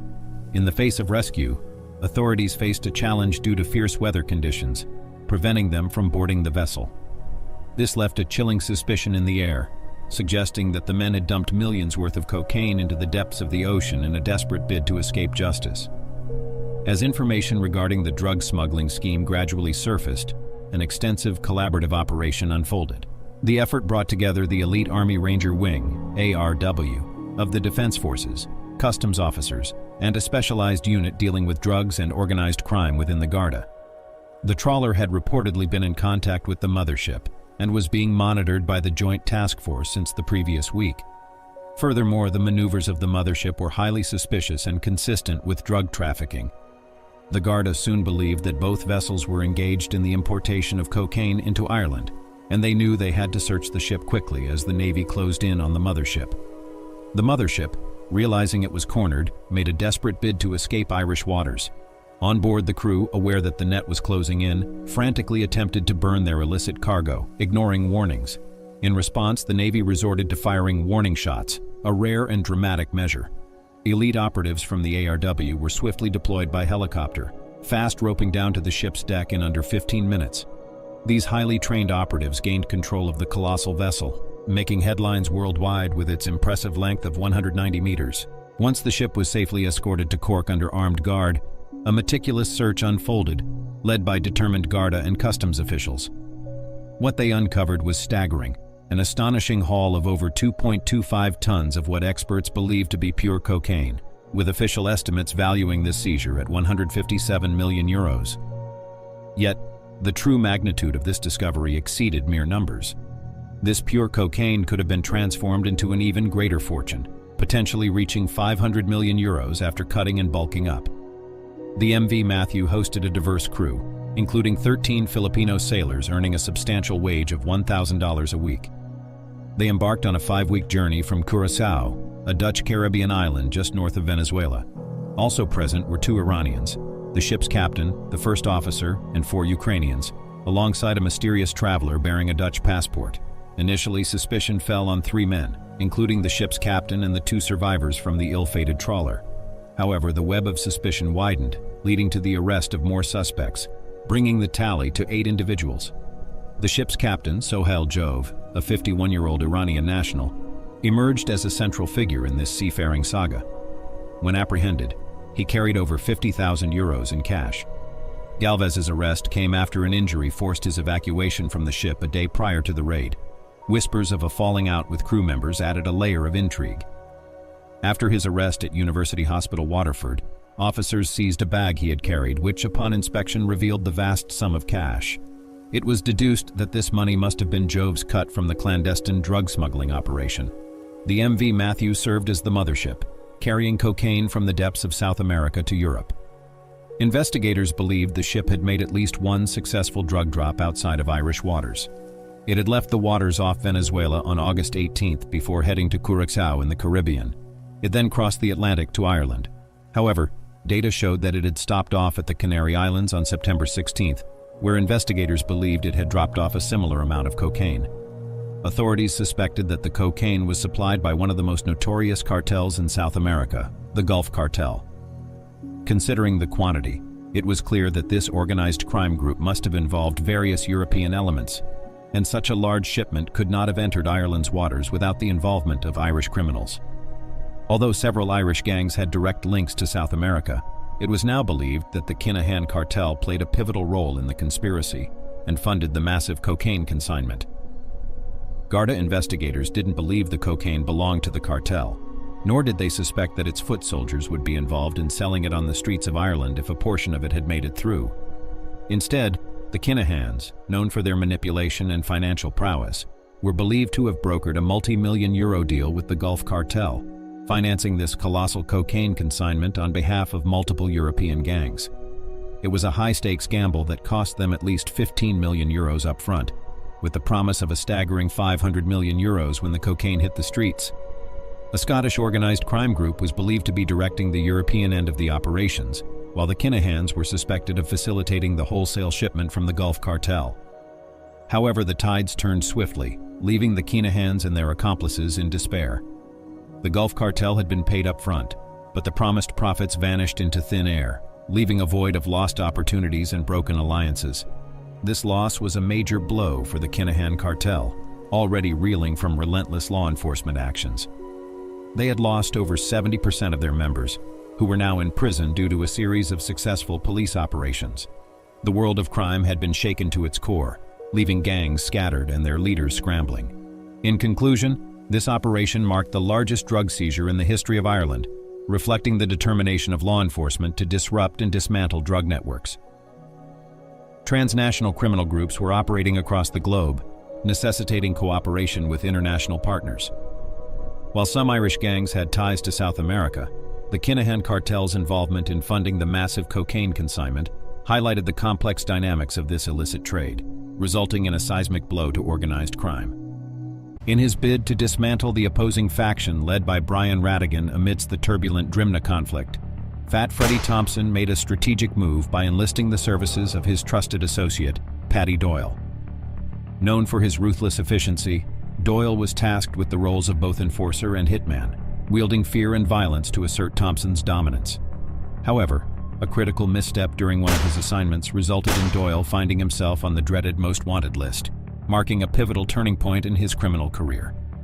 Join us as we embark on a journey through the intricate web of alliances, betrayals, and power struggles that defined the criminal underworld in Ireland, focusing on the gripping saga of one of its most notorious figures and the cascading consequences of his actions. Through this video, we unravel the layers of complexity surrounding Paddy Doyle and his cohorts, shedding light on the intricate dynamics that ultimately led to his downfall. Let's delve into it. Doyle epitomized the third-generation gangland soldier archetype hailing from Dublin, aggressive, acquisitive, and ostentatious, often provoking conflicts at a moment's notice. In stark contrast to the tranquil lifestyles of elderly Irish criminals on the Costa, Doyle and his ilk thrived on chaos. Renowned as one of Dublin's most feared and ruthless gangsters in the early 21st century, Doyle had amassed a notorious reputation, with law enforcement tallying 42 convictions spanning charges ranging from drug trafficking to assault and traffic violations. As Fat Freddie Thompson's right-hand man, he played a pivotal role in the Crumlin-Drimna gang war, a violent conflict responsible for the deaths of over 15 individuals. During the 1990s and 2000s, numerous Irish criminals sought refuge in Spain due to intensified law enforcement measures in Ireland, spurred by the establishment of the Criminal Assets Bureau. However, for Paddy Whack Doyle, this sanctuary proved fleeting. In 2008, reports surfaced alleging his demise at the hands of his own gang. Or was he? Garda received a confidential dossier from Spanish authorities detailing a confrontation on the Costa del Sol involving 2 Irish individuals and a Turkish criminal syndicate. The Garda uncovered that Frederick Thompson and Patrick Doyle had been warned of imminent assassination if they failed to settle outstanding debts linked to significant heroin shipments. Thompson purportedly responded defiantly, while Doyle, with a derisive laugh, vowed retribution against those who dared threaten him. Doyle's fate added to the tally of Irish mobsters meeting their end in Spain, naively relying on their fearsome reputation to shield them from international drug traffickers. Meanwhile, Freddie Thompson, regarded as one of Ireland's most perilous criminals, led a cocaine syndicate embroiled in a vicious feud with the rival Crumlin faction since 2001. The feud, dubbed the Crumlin-Drimna feud, claimed the lives of at least 15 individuals. Paddy Doyle played a pivotal role as its chief enforcer. Since November 2005, Doyle had been residing in Marbella, albeit not by choice, fleeing Ireland after allegedly committing 3 murders in a span of 2 days. His exile was prompted by the looming threat of imminent arrest by Garda. A critical error following one of the feud-related killings further heightened the risk. Detectives uncovered that on November 15, 2005, Doyle received a warning call on his cell phone, alerting him to the presence of a member of the rival Crumlin gang attending a Phil Collins performance at the Point Theatre. Acting swiftly, Doyle, alongside fellow Thompson gang member Craig White, armed themselves with a Glock handgun and pursued 27-year-old Noel Roach to Clontarf.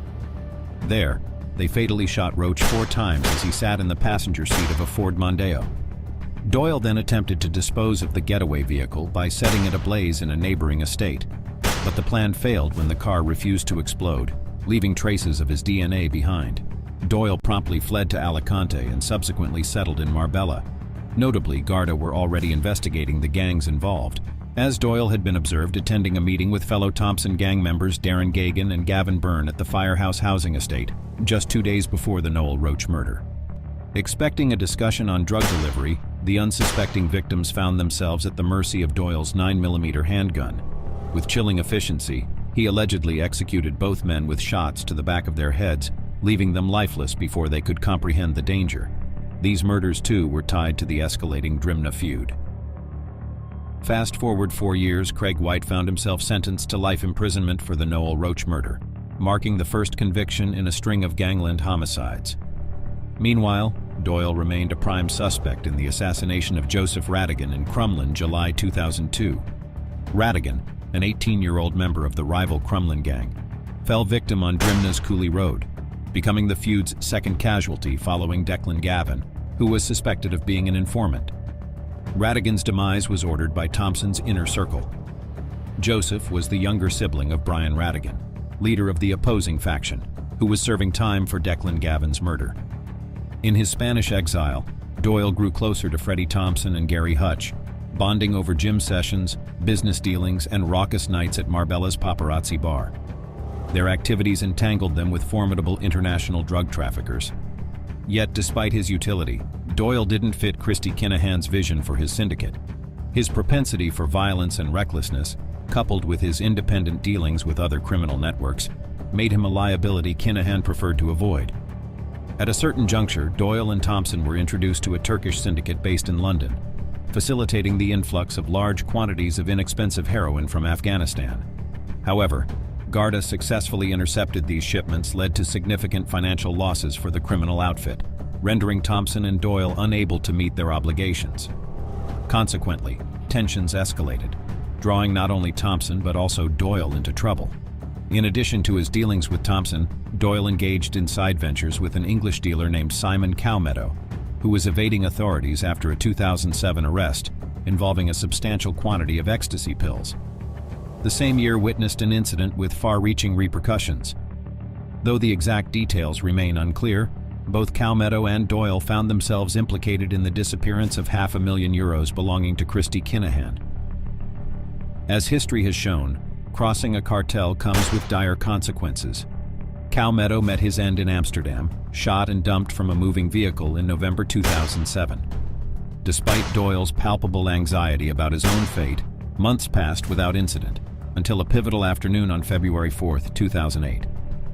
Paddy Doyle reclined in his black BMW SUV, Gary Hutch at the wheel, and Freddie Thompson in the back seat, fresh from a gym session en route to Hutch and Thompson's residence complex. Approaching a crossroad, a car pulled alongside, unleashing a barrage of 5 shots through the passenger window. In a desperate attempt to escape, Doyle exited the vehicle but found himself felled by gunfire, collapsing to his knees, pleading for mercy. His assailant sealed his fate with 2 final shots to the back of the head. Subsequent revelations indicated Thompson and Hutch's complicity, having been aware of Doyle's impending attack. Despite their close camaraderie, they orchestrated Doyle's betrayal, ultimately gaining favor with Christie after reporting back to him. As the adage goes, every action has its consequences, and in the cutthroat world they inhabited, trust was a rare commodity. This case underscores the wisdom of keeping both allies and adversaries within close reach, as loyalties can swiftly shift in pursuit of power. In the unforgiving realm of organized crime, treachery lurks behind every corner, and ambition knows no bounds. A bounty of $5 million adorned the wanted posters for both Daniel and Christopher Kinahan, individuals infamous for leading a cartel that has spread terror across Ireland, the UK, and Spain over several years. While their notoriety is widely acknowledged, the true linchpin of their operations lies in the financial realm. How did they navigate the movement of their funds? What strategies did they employ to finance their operations, allowing them to enjoy their fortunes without attracting the attention of law enforcement? The answer to that question is you get yourself a Mr. Nobody. From epic rivalry wars to a trail of murders and the establishment of a colossal criminal enterprise, the Kinahan family has solidified its position as one of Europe's most lethal cartels. Their activities span a spectrum, ranging from offering hitmen for hire services to engaging in drug smuggling and gun running. This cartel stands as a compelling subject for in-depth examination within law enforcement circles. Let's rewind to the 1990s, the genesis of it all. Christopher Kinahan embarked on his criminal journey as a local drug supplier in a modest Dublin neighborhood. Since those humble beginnings, he has successfully transformed his enterprise into a multi-million-dollar criminal organization. At the apex of the Kinahan organized crime group, however, lurks a mysterious figure known as Mr. Nobody, also identified as Declan Brady. Brady's origins trace back to Drimna, where he was raised by a father grappling with alcoholism. Opting to forego formal education, Brady left school at the age of 14 to work alongside his father, eventually securing his own truck license. This exceptionally intelligent and elusive criminal earned the moniker Mr. Nobody because he managed to remain completely off the radar of law enforcement until 2016. Unveiling the enigmatic persona of Mr. Nobody, aka Declan Brady, adds an extra layer of intrigue to the intricate web of the Kinahan Cartel's history. Calador in Majorca, Spain, serves as an idyllic retreat for tourists seeking relaxation and respite from their hectic schedules.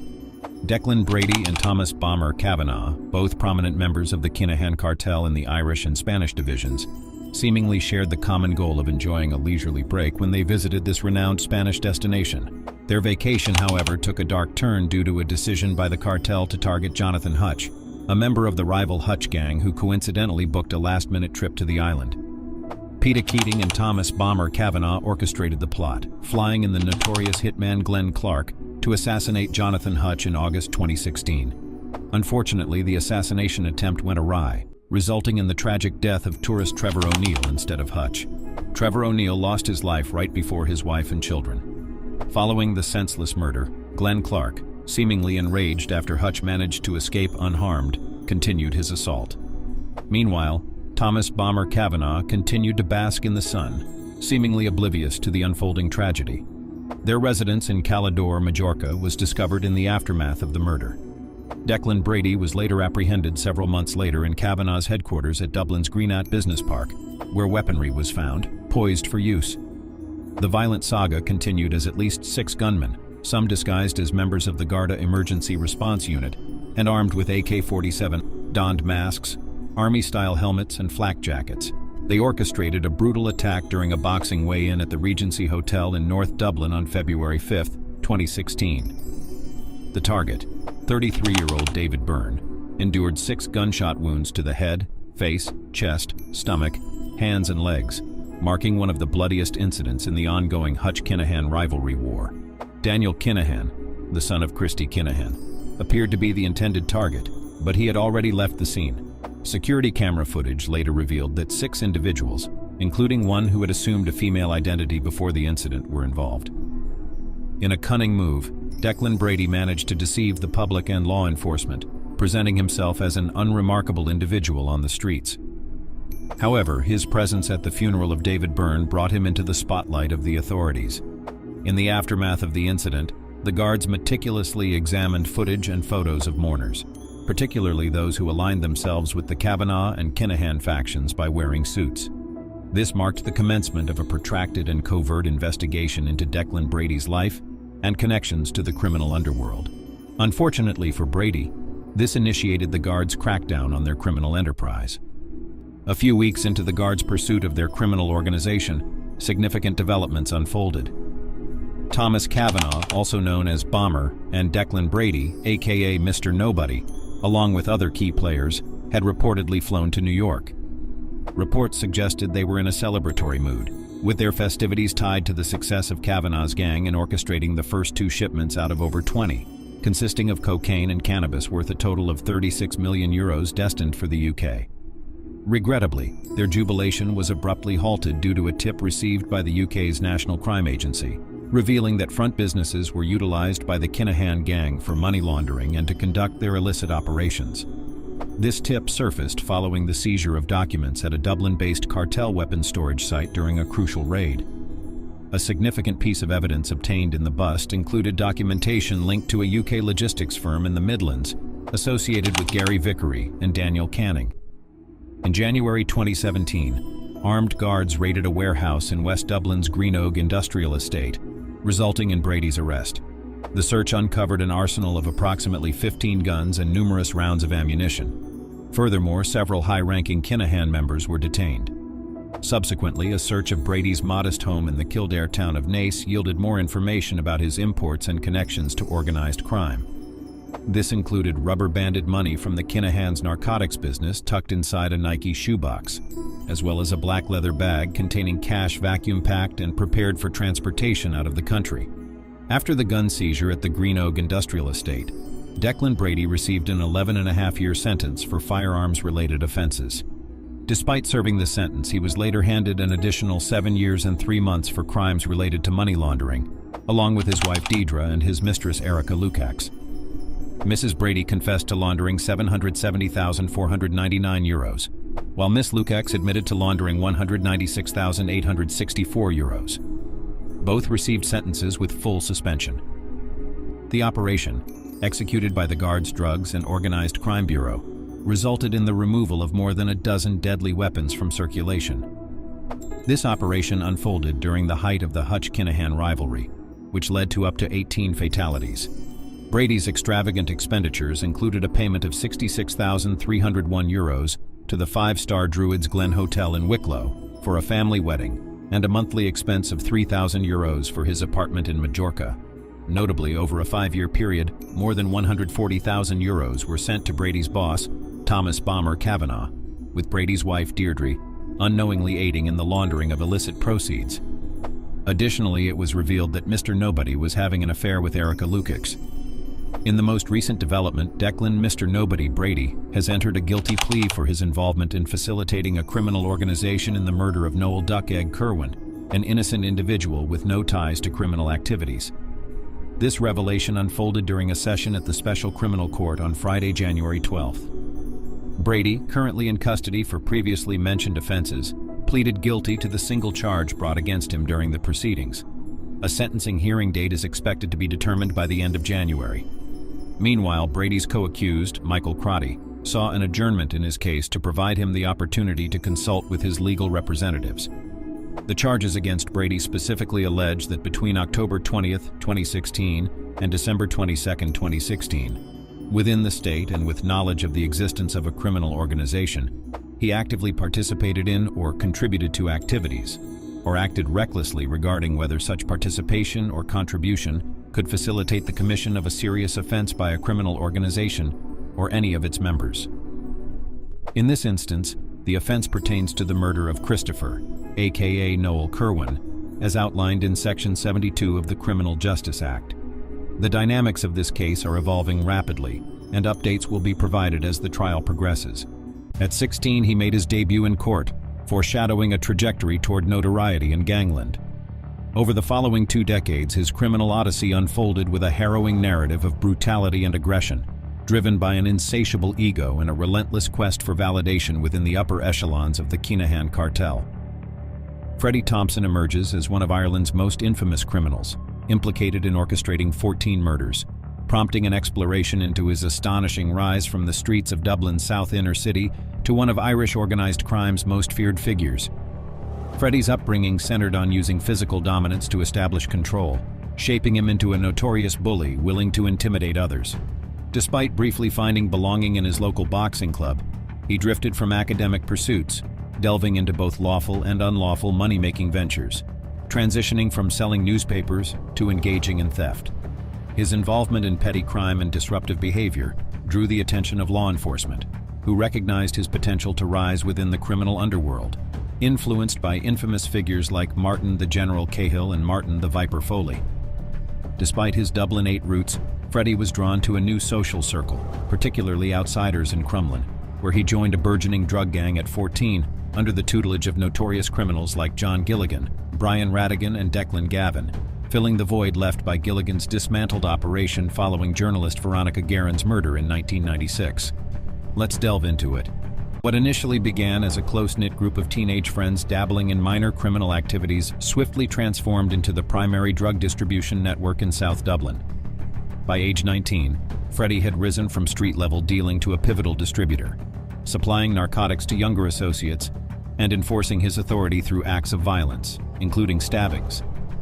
Tensions between Freddie and Brian Radigan led to their separation into separate factions, with Freddie aligning himself with Declan Gavin and introducing Paddy Doyle, a deceased gangland figure, into their circle. However, a significant Garda raid in 2000, followed by Gavin's swift release, fueled suspicions and ultimately ignited the Crumlin-Drimnagh feud, leading to Gavin's murder by Radigan in 2001, prompting Freddie to seize the opportunity and emerge as the new leader of the Crumlin gang. After his friend's tragic demise, Freddie vowed to seek revenge, triggering a series of violent events that seemed to haunt him relentlessly. Declan Gavin became the feud's first casualty, marking the beginning of 15 more fatalities over the next decade. 6 months later, Brian Radigan, consumed by paranoia, was shot while intoxicated, leaving Freddie to target Radigan's younger brother, Joey, indicating a disturbing shift where adversaries targeted the loved ones of their rivals. Amidst the escalating violence, Warren emerged as a hired gun connected to Freddie and Paddy Doyle, while Radigan faced incarceration for heroin possession and looming murder charges. However, Radigan orchestrated a retaliatory hit on Warren in 2004, sparking further violence and solidifying Freddie's fearsome reputation as a relentless terror in Dublin's south inner city, resulting in a staggering death toll of 16 young men in the spiraling cycle of retaliatory killings, stabbings, assaults, and explosive attacks between the factions. Despite the turmoil of the feud, Freddie thrived amidst the chaos, ascending to prominence as a senior figure in organized crime. In 2006, his venture to Rotterdam for a drug shipment resulted in his arrest on weapons and cocaine charges, but luck favored him when the case was dismissed, granting him freedom. This episode showcased Freddie's ability to navigate both street warfare in Dublin and build a significant narcotics empire. Upon his return, he forged an alliance with the McCarthy-Dundon gang in Limerick, further solidifying his sway in the criminal underworld. As leader of the Crumlin faction, Freddie faced immense pressure amid constant scrutiny and threats from rivals and law enforcement, resorting to extreme measures like disguising himself and wearing a bulletproof vest. Paradoxically, his involvement in organized crime intensified his propensity for violence. Meanwhile, his childhood friend Daniel Kinahan followed his father's path, establishing an international crime syndicate based in Spain.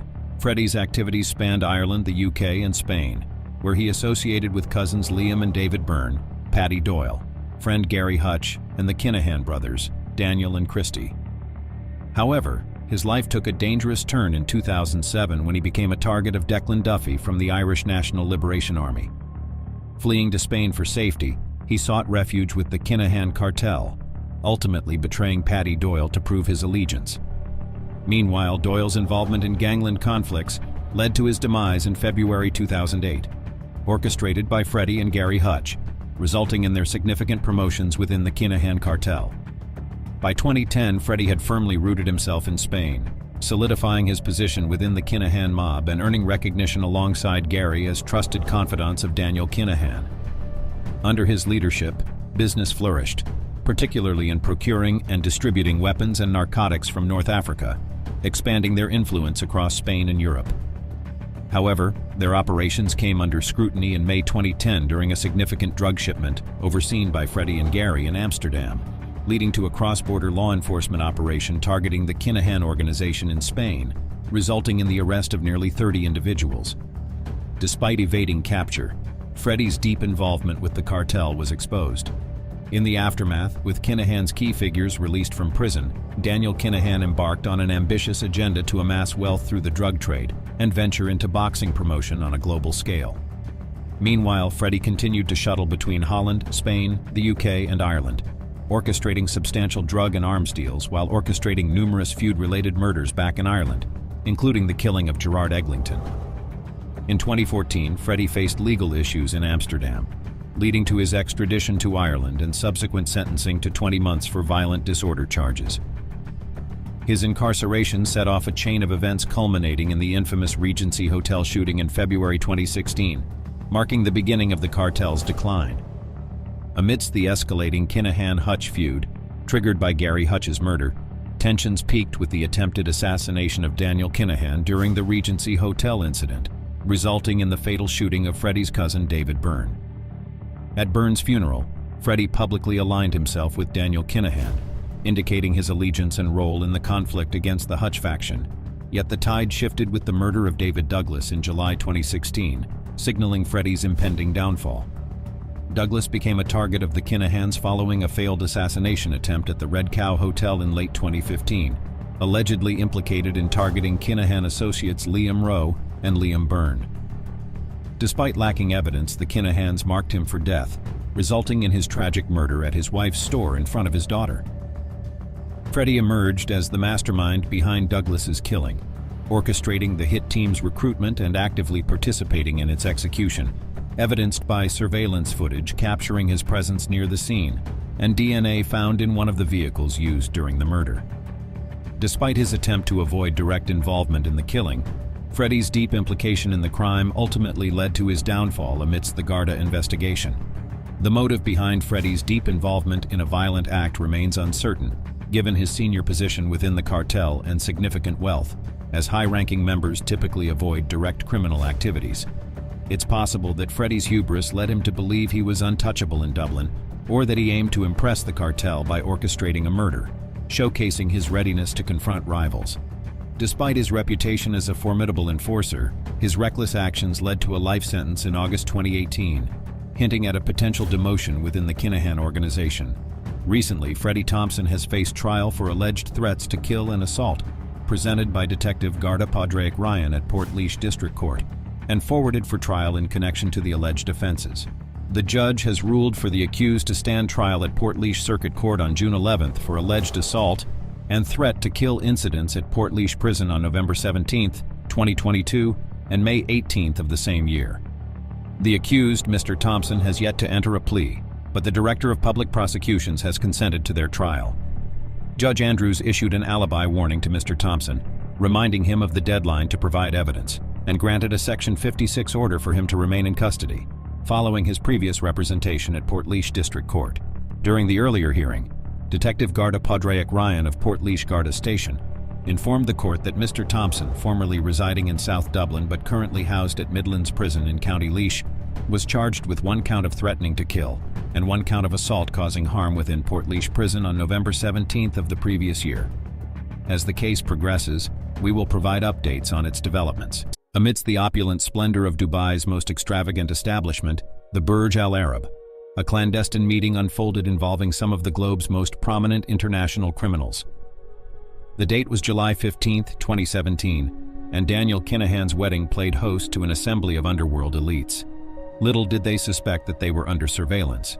Who comprised this nefarious gathering, and how did a joyous wedding transform into the prelude to Dubai, losing its status as a safe haven for the world's most sought-after fugitives? Join us as we delve into this story.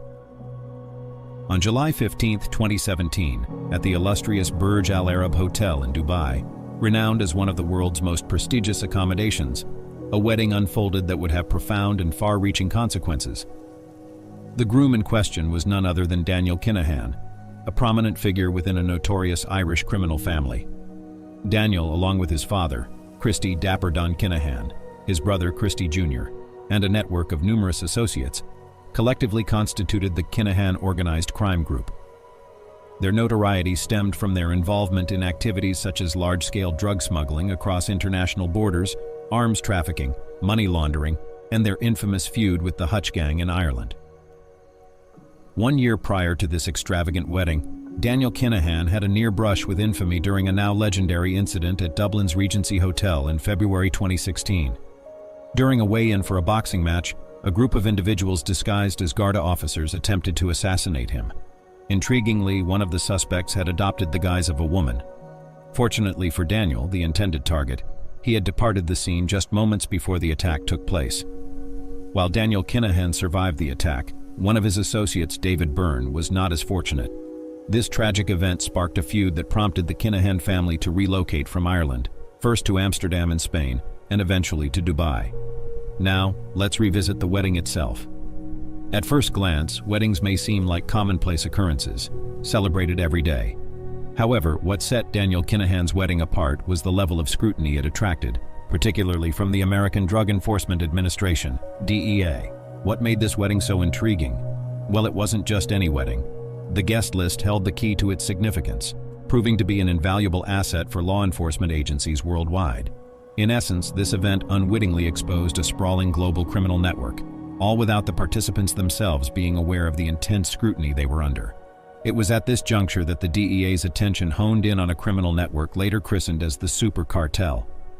So what exactly was this enigmatic Super Cartel, and who were its members? The concept of this super cartel was undeniably intriguing.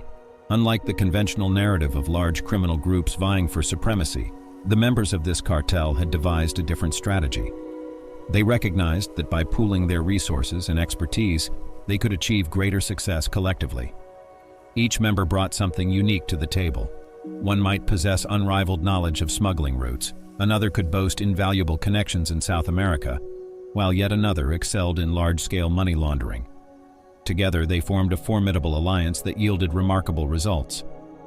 Furthermore, a significant advantage of this unified approach was the ability to make bulk purchases at reduced prices, thereby enhancing their profit margins considerably. During the wedding event, the DEA agents identified several key figures at the forefront of the super cartel.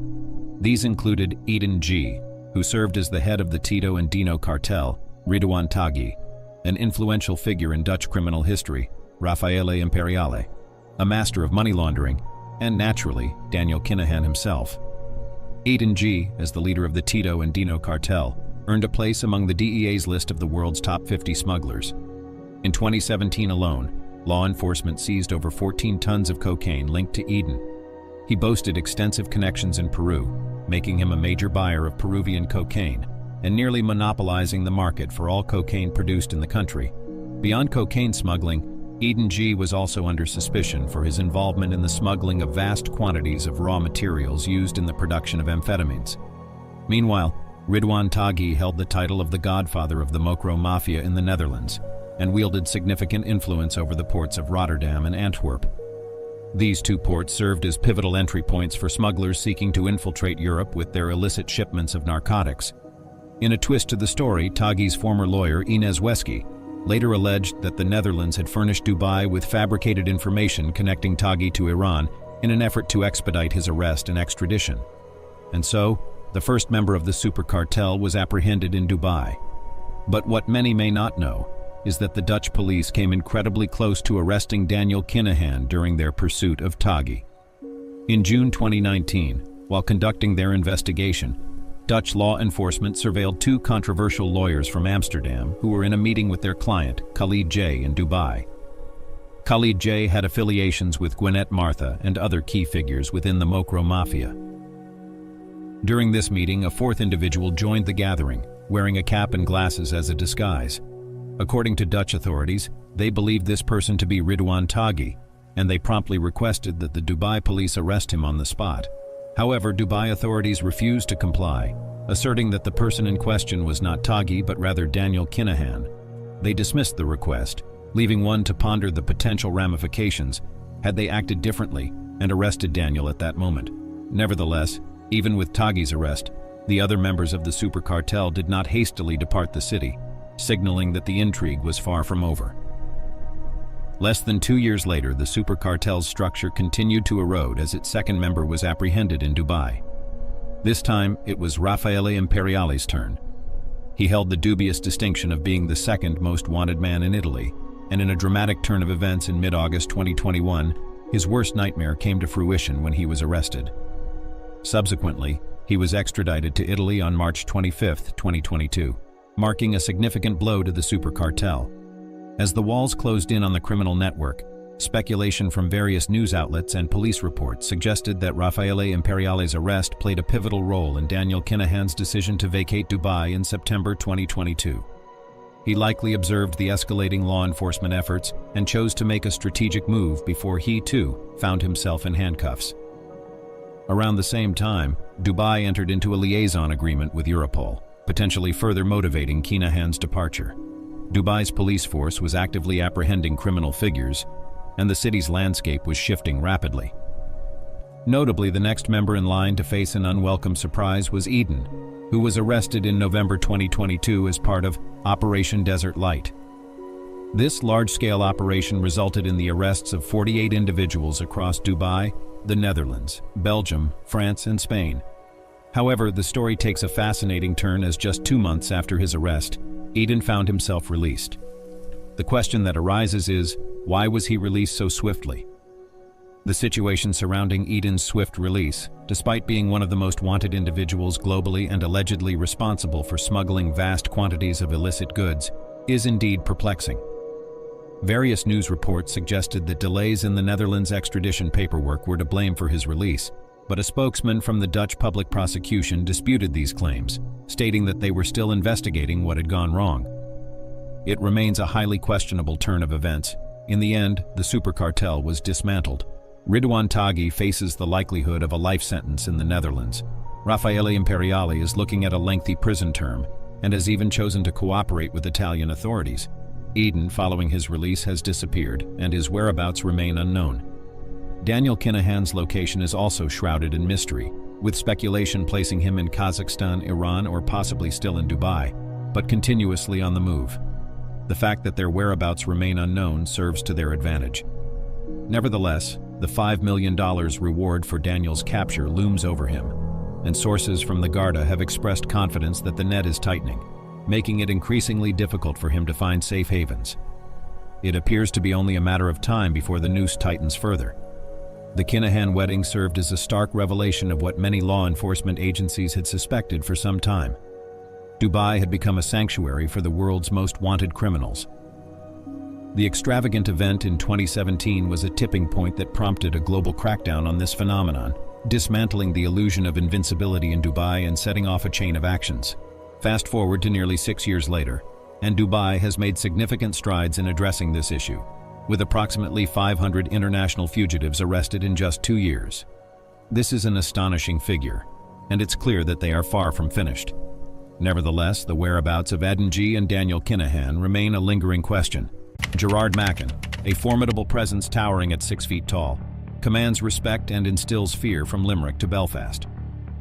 Known as a notorious enforcer in the criminal underworld, his name evokes dread due to his extensive history of violence. One particularly gruesome act involved using a nail gun to immobilize a victim, cementing his reputation as one of Ireland's most brutal criminals. His notoriety attracted the attention of the Kinahan Cartel, who recognized his capabilities and offered him a lucrative contract worth €1 million to eliminate their rival, Hutch. In this video, we delve into the compelling narrative of Mackin's rise as a feared figure in gangland, exploring the events that shaped his reputation as one of Ireland's most violent underworld figures. Let's delve into it. Gerard Mackin hails from the challenging streets of West Belfast, where a life of crime seemed inevitable. His association with dangerous groups such as the Continuity IRA and the Irish National Liberation Army only heightened his infamy. Even in his teenage years, Mackin's imposing stature and involvement with dissident republicanism set him apart. Standing over 6 feet tall with fiery red hair, he struck an intimidating figure. Mackin's early years were marked by his affiliation with the Continuity IRA, where he earned a reputation as an enforcer. The group, known for its paramilitary-style tactics, targeted young men suspected of criminal involvement with punishment shootings. These extrajudicial actions were intended to deter criminal activity without involving law enforcement. However, convictions resulting from these attacks were rare, as the groups operated outside the bounds of the legal system. In 2008, Gerard Mackin's propensity for violence culminated in a life-altering event, his sentencing to life in prison by the Special Criminal Court. The charges stemmed from the ruthless murder of Eddie Byrne, a beloved Belfast taxi driver and father of 5. Mackin's conviction also included charges of attempted murder, possession of a firearm with intent to endanger life, and causing grievous harm to Damien O'Neill. During the trial, O'Neill, the key witness for the prosecution, recounted the harrowing events of that fateful night. Mackin, accompanied by another man, had spent the evening drinking at various pubs in West Belfast before ending up at the Beehive Bar on the Falls Road. Byrne unwittingly arrived at the bar in his taxi, where Mackin promptly initiated a hijacking, brandishing a firearm. Forcing Byrne into the back seat alongside O'Neill and another passenger, Mackin proceeded to stop the car. As Byrne pleaded for mercy, Mackin callously shot him in the back of the head. In a courageous attempt to escape, O'Neill wrestled the gun from Mackin and fled. However, Mackin relentlessly pursued him, ultimately shooting O'Neill in the arm and then the neck. Despite his injuries, O'Neill miraculously survived the ordeal and sought assistance. Mackin's cold-blooded actions that night left a community reeling and marked him as a dangerous and ruthless criminal. On that same fateful night, Joseph Jones, a close associate of Byrne's, met a tragic demise in an alley in the Ardouin area of North Belfast. Drawn there under false pretenses from his friend's house, Jones faced a brutal fate when the gun intended for his demise malfunctioned. Instead, he was savagely beaten to death with a spade. The gruesome scene left even the attending priest overcome with horror, unable to contain his nausea. Both Byrne and Jones, once members of the Continuity IRA, had severed ties with the organization to form their own group. Accusations swirled that they had pilfered weapons from their former associates for their new venture. Throughout the ensuing legal proceedings, Mackin vehemently denied any involvement in the murders. His conviction was initially overturned in 2010 by the Court of Criminal Appeal, which ordered a retrial. However, the retrial in 2011 faltered when O'Neill, the key witness, succumbed to intimidation and refused to testify, resulting in the collapse of the case and Mackin's release. But Mackin's reprieve was brief. In 2016, he found himself back in custody and was subsequently convicted for a barbaric assault committed in 2015. During this incident, a traveler known for his ties to the furniture trade was lured to a designated location, where he faced a terrifying ordeal. 3 assailants, dressed in white protective suits and purporting to be affiliated with the IRA, demanded a substantial sum of 15,000 euros. They subjected the victim to a vicious assault, using a nail gun to cruelly affix one of his feet to the floor. Following surgery to remove the nails, the victim received a chilling warning from one of the attackers, instructing him to refrain from involving the police. Evidence presented during the investigation implicated Mackin and his associates in the assault. CCTV footage suggested their collaboration, indicating a concerted effort to exploit opportunities left by the waning influence of the McCarthy-Dundon gang. Under the guise of IRA or INLA affiliation, they sought to extort money from unsuspecting victims, perpetuating a cycle of violence and intimidation. Before his arrest for the extortion incident, Gerard Mackin held a prominent role within the new INLA, exerting significant influence, particularly in Limerick. Originally from Belfast, Mackin harbored aspirations of leading his own dissident Republican organization. However, his quest for leadership within the INLA was fraught with internal power struggles, pitting him against rivals like Declan Whacker Duffy and Redgar Byrne. Mackin's volatile nature rendered him unsuitable for such leadership, prompting him to splinter off and establish his own faction, known as the New INLA. Joined by his close associate, Johnny Keogh, Mackin's breakaway group aligned itself with the Kinahan Cartel in their violent feud against the Hutch gang. Although incarcerated during the notorious Regency shooting of 2016, which saw Daniel Kinahan narrowly escape assassination, Mackin's new INLA faction was implicated in a feud-related killing. Keogh in particular was convicted for the murder of Gareth Hutch in Dublin in 2016 and is currently serving a life sentence. Mackin's association with Keogh underscores his deep involvement in the violent underworld.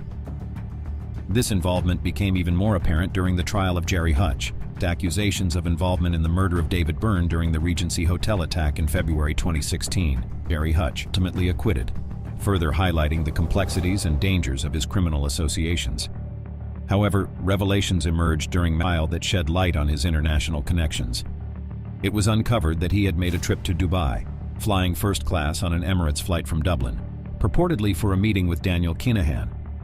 Reports suggested that during this meeting, Mackin was offered a staggering €1 million contract by the Kinahan Cartel to eliminate their rival Gerry Hutch. As a sign of their commitment, Mackin received an initial payment of €100,000, with the promise of a further $900,000 upon completion of the task.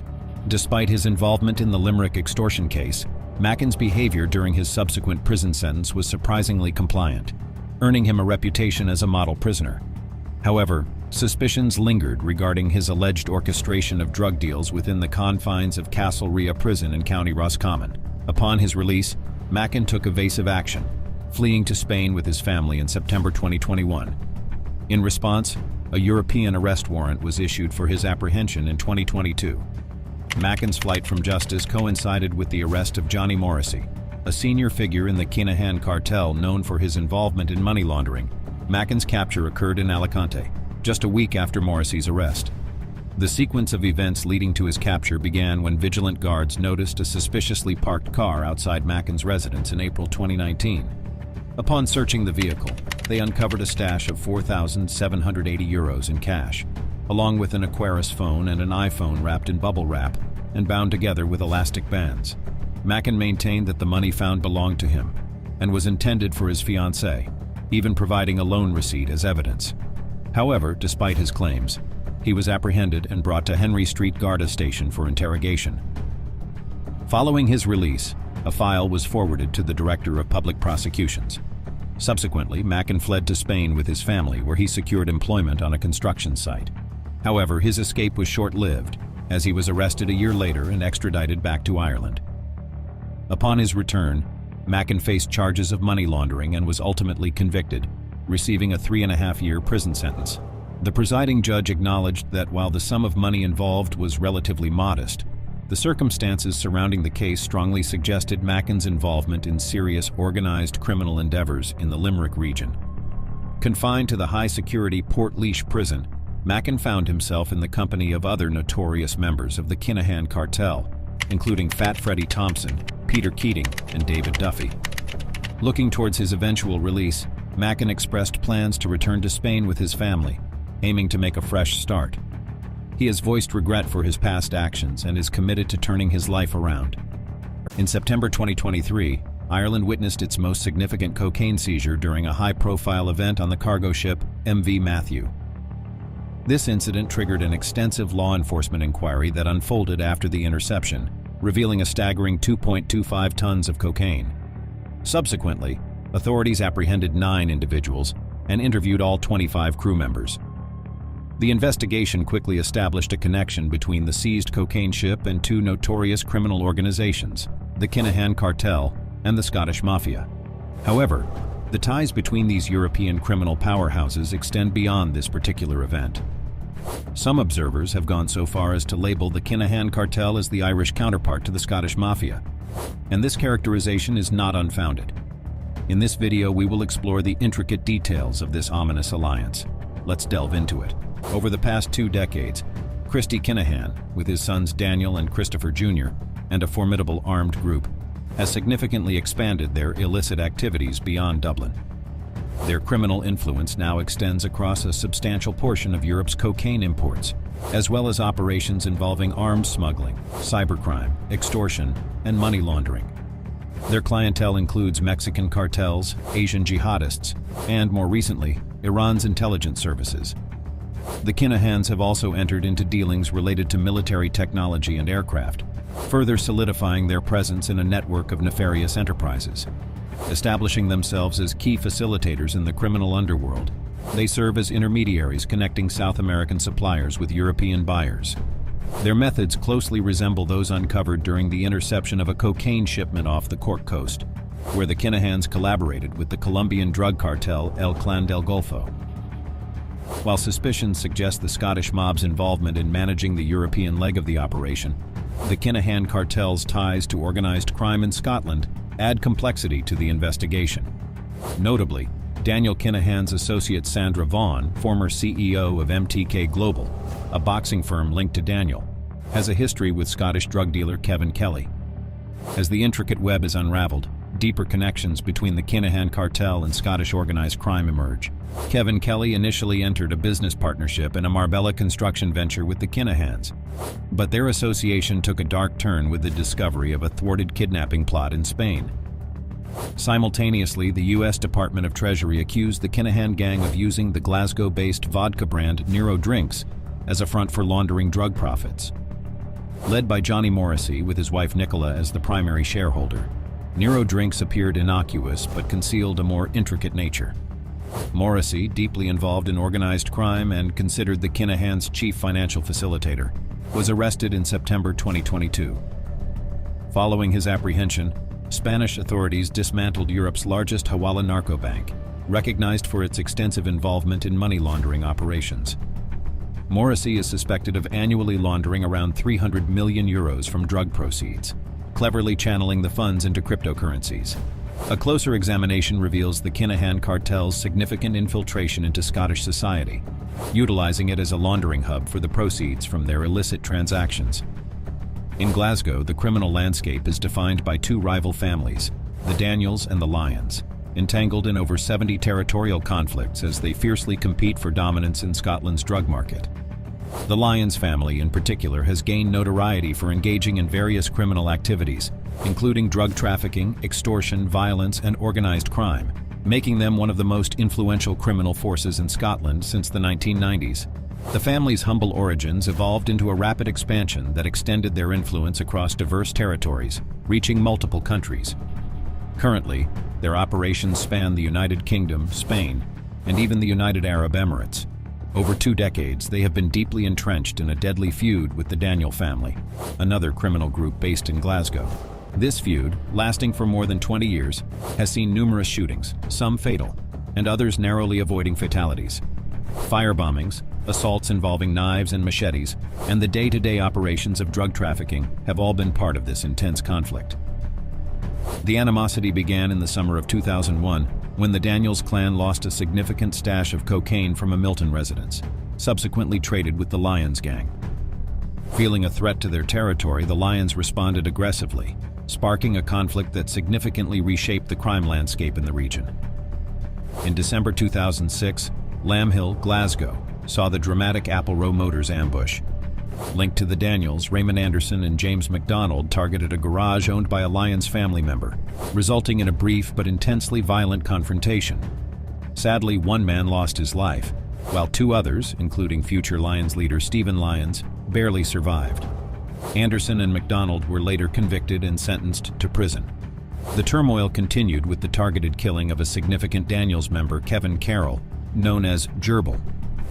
Carroll's connection to the Lyons family traced back to his school days, where he was a victim of their bullying.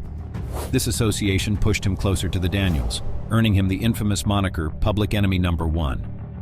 In 2010, while parked at a supermarket, Carroll fell victim to a targeted attack. Masked gunmen arrived, firing shots into the back seat of his locked Audi, resulting in his instant death, and the entire attack unfolded within a mere 25 seconds. Subsequent investigations identified Billy Peterson, a significant figure in the Lyons family, as one of the gunmen in the targeted attack. He received a life sentence for his role in the crime, marking a crucial turning point for the Lyons gang. After surviving the 2006 shooting, Stephen Lyons sought refuge in Spain and reportedly formed connections with the Kinahan Cartel. This alliance injected fresh vigor into the Lyons, strengthening their position in the ongoing territorial conflict and providing the Kinahans with a lucrative avenue to sell drugs in Scotland. Lyons further solidified his ties with the Kinahans by relocating to Dubai. Notably, the Lyons gang experienced substantial growth, significantly consolidating their influence by 2016. A pivotal shift occurred with the unfortunate passing of Jamie, the leader of the Daniels family, succumbing to cancer. This event significantly altered the balance of power, tilting it in favor of the Lyons, a shift highlighted by a surge in violence in 2017, including a brutal assault on Stephen Bonzo Daniel. In May 2017, using a concealed tracker, the Lyons gang pursued Stephen Daniel's car, resulting in a high-speed chase that concluded on an off-ramp. The confrontation escalated into a violent attack on Stephen Daniel, involving knives and machetes. Despite the intensity of the assault, he managed to survive. In subsequent legal proceedings, Stephen Daniel denied any ongoing rivalry between the Daniels and the Lyons, with both groups preferring to keep their conflict off the legal radar. Despite law enforcement launching Operation Engagement to curb the feuding clans, the conflict persisted, resulting in more casualties, arson incidents, and assaults. Additionally, the decryption of EncroChat secured servers played a vital role in disrupting criminal operations during this tumultuous period. A significant incident involved Glasgow's drug kingpin, Darren Caolan, known as Big Papa, who held considerable respect in influential circles in Costa del Sol, Dubai, and Dublin. His robust connections extended to both the Lyons gang and the Kinahan Cartel. Big Papa's methods in Scotland earned admiration even from the upper echelons of these criminal organizations. The drug kingpin faced an 8-year jail sentence after police cracked an encrypted phone, linking him to a €1.3 million stash of heroin and cocaine, along with a substantial amount of cash. The connection between Scotland and the Kinahans was solidified through Robert Kelby, associated with the Lyons gang.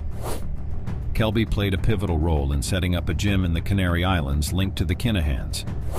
Despite surviving 3 assassination attempts, Kelby frequently appears alongside Tyson Fury, also connected to Daniel Kinahan. The collaboration between the Kinahan and Lyons families was close-knit, strategically boosting their illegal earnings through a series of violent acts in Scotland.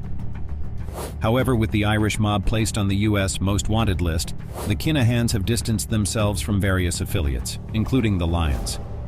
This distancing leaves the latter vulnerable, especially with a $15 million bounty hanging over the Kinahan Cartel. The increased pressure has shifted focus to Scotland's underworld, and Glasgow, already holding the unsettling record for the highest number of drug-related deaths in Europe, becomes a critical center of attention. The ongoing feud between the Lyons gang and the Daniels clan has transformed Glasgow into a hub for criminal activity. This situation is further compounded by the potential halt in the supply of high-quality narcotics to the Lions if the Kinahan Cartel severs ties. Such a move could potentially plunge Scotland's criminal landscape into even greater chaos. In the expansive realm of the sports world, the former Liverpool captain, Steven Gerrard, stands out as a legendary figure among footballers, leaving a legacy that transcends international borders. He has long been celebrated as one of the most outstanding players of his generation. However, it appears that even this shining star has been clouded by controversy, as Gerrard's illustrious name has now become entangled in the ominous world of organized crime. Rumors and allegations are circulating, hinting at a possible connection between Gerrard and the notorious Kinahan Cartel, a criminal empire that has cast its malevolent influence across Ireland. In this video, we will delve deep into the heart of these shocking claims, peeling back the layers of speculation to uncover the truth. Steven Gerrard, a former professional footballer hailing from England, is primarily celebrated for his remarkable achievements as one of the most accomplished midfielders of his generation. He dedicated the majority of his career to Liverpool, where he spent 17 years, leaving an indelible mark on the club's history. During his tenure at Liverpool, Gerrard's remarkable contributions led to 9 championships, including the prestigious UEFA Champions League, 2 FA Cups, and 3 League Cups. In addition to his club successes, Gerrard also made a name for himself on the international stage, representing the English national team with distinction. He made his international debut in 2000 and went on to earn over 100 caps, serving as a pivotal figure in midfield for his country. Following his retirement as a player, Gerrard transitioned into coaching. He took charge of Liverpool's youth teams, showcasing his commitment to nurturing young talent. In 2018, he achieved another milestone in his career by being appointed as the manager of the Scottish club Rangers FC. 3 years later, he assumed the role of manager at Aston Villa, but his tenure was cut short as he was relieved of his duties after nearly a year in charge. Despite being widely regarded as a sporting legend, Steven Gerrard's name has recently surfaced in connection with veteran criminal James "Jaws" Byrne and Kinahan foot soldier Nathan "Biggie" Little. James Byrne is the patriarch of the infamous Byrne family from Crumlin, known for their deep-rooted involvement in criminal activities. He and his wife Sadie Rowe have 6 children, including Liam and David Byrne. Liam Byrne in particular is considered one of Ireland's most influential criminals, serving as the leader of a criminal organization known as the Byrne Organised Crime Group. This Dublin-based syndicate is a partner of Ireland's most notorious criminal organization, the Kinahan Cartel. Liam Byrne, heavily involved in the realms of gun and drug trafficking, recently faced extradition to the UK due to gun-related crimes. Within the criminal world, he has earned the trust of the Kinahans and is believed to have held significant influence in Irish gangland for the past decade. Tragically, Liam's younger brother David was also deeply embroiled in organized crime and met his demise during the Regency Hotel attack in February 2016. This violent incident is widely considered a retaliatory strike orchestrated by the Hutch family after the killing of Gary Hutch in Spain in 2015. It marked the commencement of a bitter feud between the Kinahans and the Hutch family, with Liam being a prominent figure aligned with the Kinahans, notably standing alongside Daniel Kinahan. Liam's criminal journey traces back to his teenage years when he was involved in street-level drug dealings. During this time, his gang was supplied by Daniel's father, Christy Kinahan, who was emerging as a drug dealer. The Byrne organization ascended to prominence in Ireland's underworld and became an integral part of the Kinahan Cartel's operations, just as the Kinahans themselves were making a name as global players in the realm of organized crime. As his brother met a tragic end and the Criminal Assets Bureau intensified its pursuit, the Byrnes continued to serve as a trusted arm for the Kinahans in Dublin. In 2019, Liam Byrne chose to flee Ireland, seeking refuge in the UK. In the United Kingdom, his brother-in-law Thomas "Bomber" Kavanagh held a prominent role as the head of the Kinahan Cartel's UK division. It is widely believed that Liam assumed this position after Bomber's incarceration. The Byrne family boasts a long-standing history of involvement in Dublin's criminal underworld. Their father, James Byrne, once associated with Irish crime boss Martin the General Cahill, a former gang leader renowned for orchestrating a series of burglaries and armed robberies. However, Cahill met his demise when he was fatally shot in 1994. Jaws gained notoriety for his deep involvement in fraudulent activities and counterfeiting, drawing the attention of the Criminal Assets Bureau, SABI, and the Revenue Service around the turn of the century. Subsequently, he agreed to settle for hundreds of thousands of euros in response to CAB's investigations. In a peculiar turn of events, Jaws found himself in a legal dispute.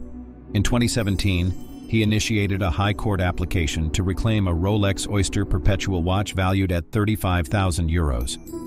On a related note, his wife Sadie, who was also the mother of the late David, denied the CAB's claims that an Audemars Piguet Royal Oak watch and a Lexus Jeep were obtained through criminal means. The watch in question had originally belonged to her deceased son David and was estimated to be worth 12,500 euros.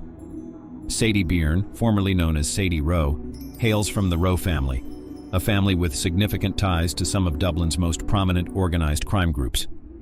These connections, including figures like Fat Freddie Thompson and Liam Rowe, proved to be advantageous for their son Liam, as he ascended to become a major player in Ireland's criminal underworld. Now, Steven Gerrard has been recently spotted in the company of the Byrnes. According to sources, Gerrard spent time with James Byrne and his family after the former Rangers manager's visit to Dublin for a few days. During his visit, Gerrard made a stop at the Black Forge Inn, owned by UFC star Conor McGregor on St. Patrick's Day. The 42-year-old former football star visited McGregor's bar, although the famous proprietor was not present to partake in the celebrations. Furthermore, Gerrard has been photographed posing alongside Kinahan Cartel foot soldier Nathan Biggie Little during a night out, joined by Liam's son, Lee, and Gerard's daughter, Lily Ella. Gerrard shared these pictures on his Instagram with the football legend seen alongside Little and captioning the post with "All Day Lad." Nathan Little, a 24-year-old resident of Dublin's Crumlin area, is known to be a low-level member of the Byrne organized crime group and serves as a foot soldier for the Kinahans. He shares a close friendship with Liam's son Lee and has been prominently featured in several photos alongside Liam Byrne himself. Meanwhile, as the Kinahans continue their efforts to evade capture and prosecution by moving across various countries, Liam Byrne seems to be effortlessly mingling with prominent figures from the world of sports. This is reminiscent of Daniel Kinahan's earlier attempts to rebuild his image through the sport of boxing. Another interesting connection arises from Gerard's 19-year-old daughter, who is an Instagram sensation with a massive fan base. She is currently in a relationship with Liam Byrne's son Lee.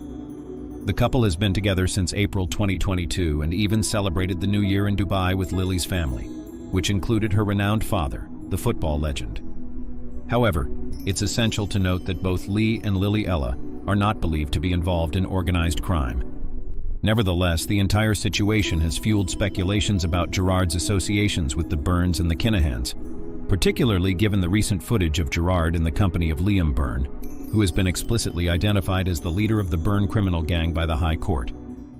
During this particular interaction, Gerard had a conversation with Byrne, during which they recorded a video message for one of Gerard's fans. In the video, Gerard initially extended an invitation to the fan to attend a football match. Subsequently, Byrne suggested that the fan select a date and even offered to bring him to Dublin for a dinner at his own residence, which would also involve Gerard. Recent developments and encounters like this have understandably raised suspicions and led to allegations regarding Gerard's potential ties to organized crime. However, it's important to emphasize that at this point, there is no concrete evidence to establish that Gerard is fully aware of the intricacies of the Byrne family's activities.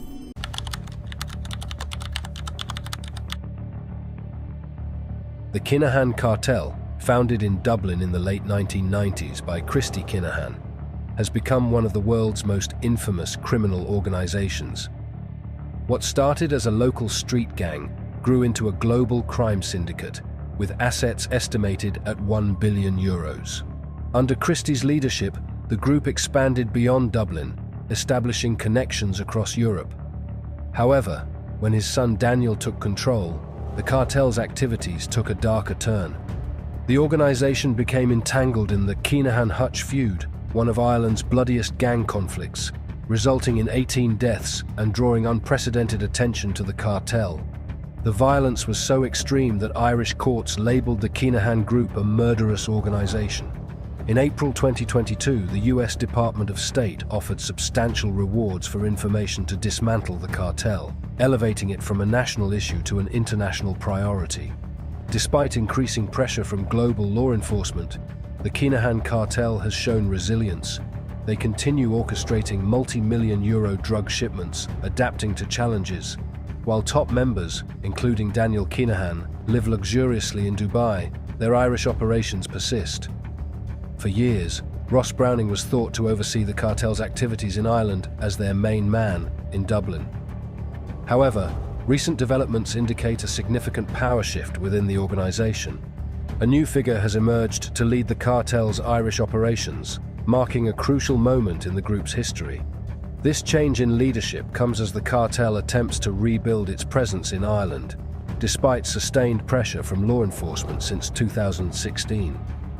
The organization's ability to adapt and the loyalty of its members have allowed it to maintain influence in the criminal underworld, even as authorities work to dismantle its operations both in Ireland and internationally.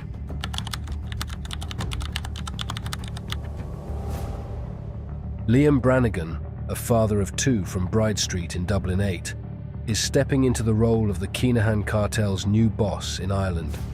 His rise reflects the complex nature of Dublin's criminal underworld. Even before the Kinahan-Hutch feud, Brannigan's neighbourhood was known for criminal activity, with reports of about 200 known criminals living in the small area, spawning numerous crime families. The concentration of criminal elements in this area created a breeding ground for organised crime networks. Many of these families grew up near each other, fostering connections crucial for figures like Brannigan to rise in the criminal hierarchy. For instance, Fat Freddie Thompson's mother lived in Maryland, while the Howe and Brannigan families also called Dublin 8 home. Two key factors propelled individuals like Brannigan to prominence. First, the surge in cocaine use in Ireland created a huge demand for drugs, offering immense profit potential. Second, the expansion of their networks globally gave them access to drug importers, allowing them to become effective wholesalers for various gangs, particularly in West Dublin. Family ties also linked many of these criminals to influential figures in the broader underworld. One such connection was to Thomas "Bomber" Kavanagh, who became the Kinahan Cartel's head of operations in the UK. These family and neighbourhood connections created a tight-knit criminal network that proved challenging for law enforcement to penetrate. Brannigan's ascent to his new position within the Kinahan Cartel demonstrates the enduring influence of these local connections and the adaptability of criminal organizations in the face of law enforcement efforts.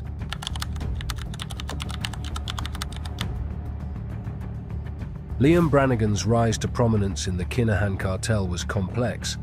As a cousin of cartel figures Fat Freddie Thompson and Liam Byrne, he was already deeply embedded in Dublin's criminal world. His involvement in the long-running Crumlin-Drimnagh feud since 2001 further solidified his position. Unexpectedly, amidst gang warfare, Brannigan pursued higher education. He enrolled at UCD, completing a one-year access program and making progress in archaeology and history. This suggests a complexity to his character and perhaps a desire to escape crime. However, the underworld's pull proved too strong. Despite completing 2/3 of his studies, Brannigan abandoned academics to focus on his full-time position with the Kinahan Cartel. This shift from aspiring student to one of the gang's main Dublin operatives marked a critical point in his criminal career. Brannigan's family history provides context to his involvement in organised crime. His father, John Barney Brannigan, was known to law enforcement, struggled with addiction, and served time for drug offences. He died in prison while serving an 11-year sentence for a heroin distribution plot. This family connection to the drug trade was evident in Liam's early legal troubles. In 2008, guards found cocaine worth $700 in his South Inner City home. In a telling move, Brannigan tried to blame his drug-addicted father, who was willing to take responsibility. However, this ploy failed, and Brannigan received a suspended sentence for possession. Brannigan's journey from a crime-ridden background through attempted education to a high-ranking position in the Kinahan Cartel illustrates the complex forces shaping Dublin's criminal landscape.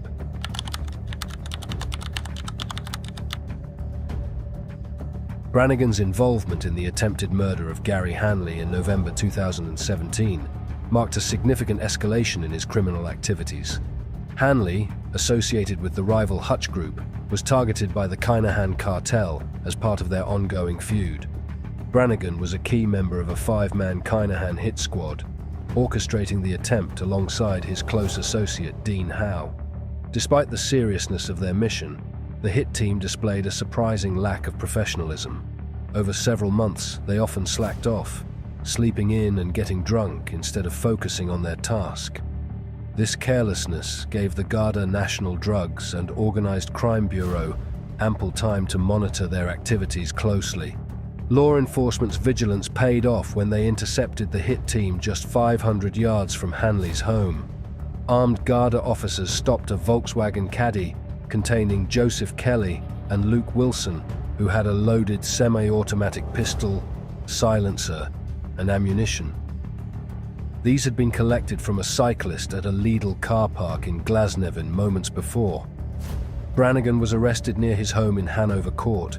The investigation revealed he was the only squad member in direct contact with Kinahan leadership in Dubai, using an encrypted phone. This detail underscores Brannigan's elevated status within the cartel. The thoroughness of the Garda's surveillance operation became apparent during legal proceedings.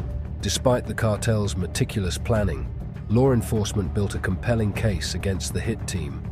The Special Criminal Court found Brannigan guilty of being central to the conspiracy to kill Hanley, sentencing him to 8 years in prison in 2020.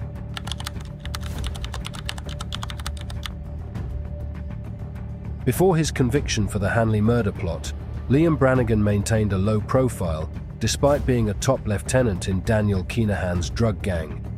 His association with the cartel's leadership was evident in his attendance at Daniel's boxing events. This proximity, along with his skills and connections, positioned Brannigan as a rising star. Ireland's organised crime landscape has shifted due to pressure on the Kinahan Cartel since 2016. A family gang has been identified as Ireland's primary drug suppliers, filling the void left by the Kinahan organisation. However, the cartel aims to rebuild its presence. The release of members like Brannigan, who served their sentences without cooperating with authorities, has provided the cartel with loyal operatives. Brannigan's release in 2023 marked a turning point. With his acumen and network, Brannigan emerged as a candidate to assume a key role in the cartel's Irish operations, potentially leading efforts to regain influence. Intelligence suggests Liam Brannigan has become the Kinahan Cartel's new leading figure in Ireland. This follows changes in the organisation and Dublin's criminal landscape. Ross Browning, previously the cartel's main Dublin operative, has stepped back, likely due to increased scrutiny from the Criminal Assets Bureau. Brannigan's elevation was also facilitated by his cousin Liam Byrne's extradition to the UK on firearms charges. Byrne's arrest in Mallorca created a power vacuum that Brannigan is filling. In his new role, Brannigan leads the cartel's efforts to maintain and expand operations in Ireland. His knowledge of the local criminal scene and loyalty to the organisation make him well suited to navigate the cartel's challenges in its home territory.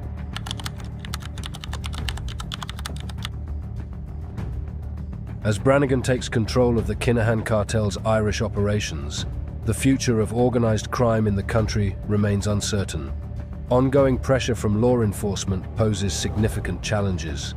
The Kinahan leadership in Dubai struggles to maintain control while avoiding extradition, while their rivals, the Hutch group, seem to be adopting a more cautious approach. Law enforcement will likely continue efforts to dismantle the Kinahan Cartel's operations. The success of these efforts will depend on figures like Brannigan, adapting to the changing landscape and evading capture. The rise of individuals like Brannigan highlights the complex nature of criminal enterprises. The Kinahan Cartel saga continues to captivate public attention globally. The resilience of such groups serves as a reminder of the ongoing challenges in fighting organised crime. It remains to be seen whether Brannigan will rebuild the cartel's power in Ireland, or if law enforcement will finally bring down this notorious organisation.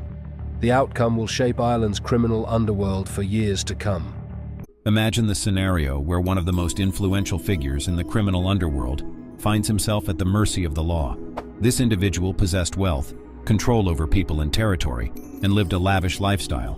But all these privileges came with a cost. In a sudden twist of fate, his world turned upside down overnight.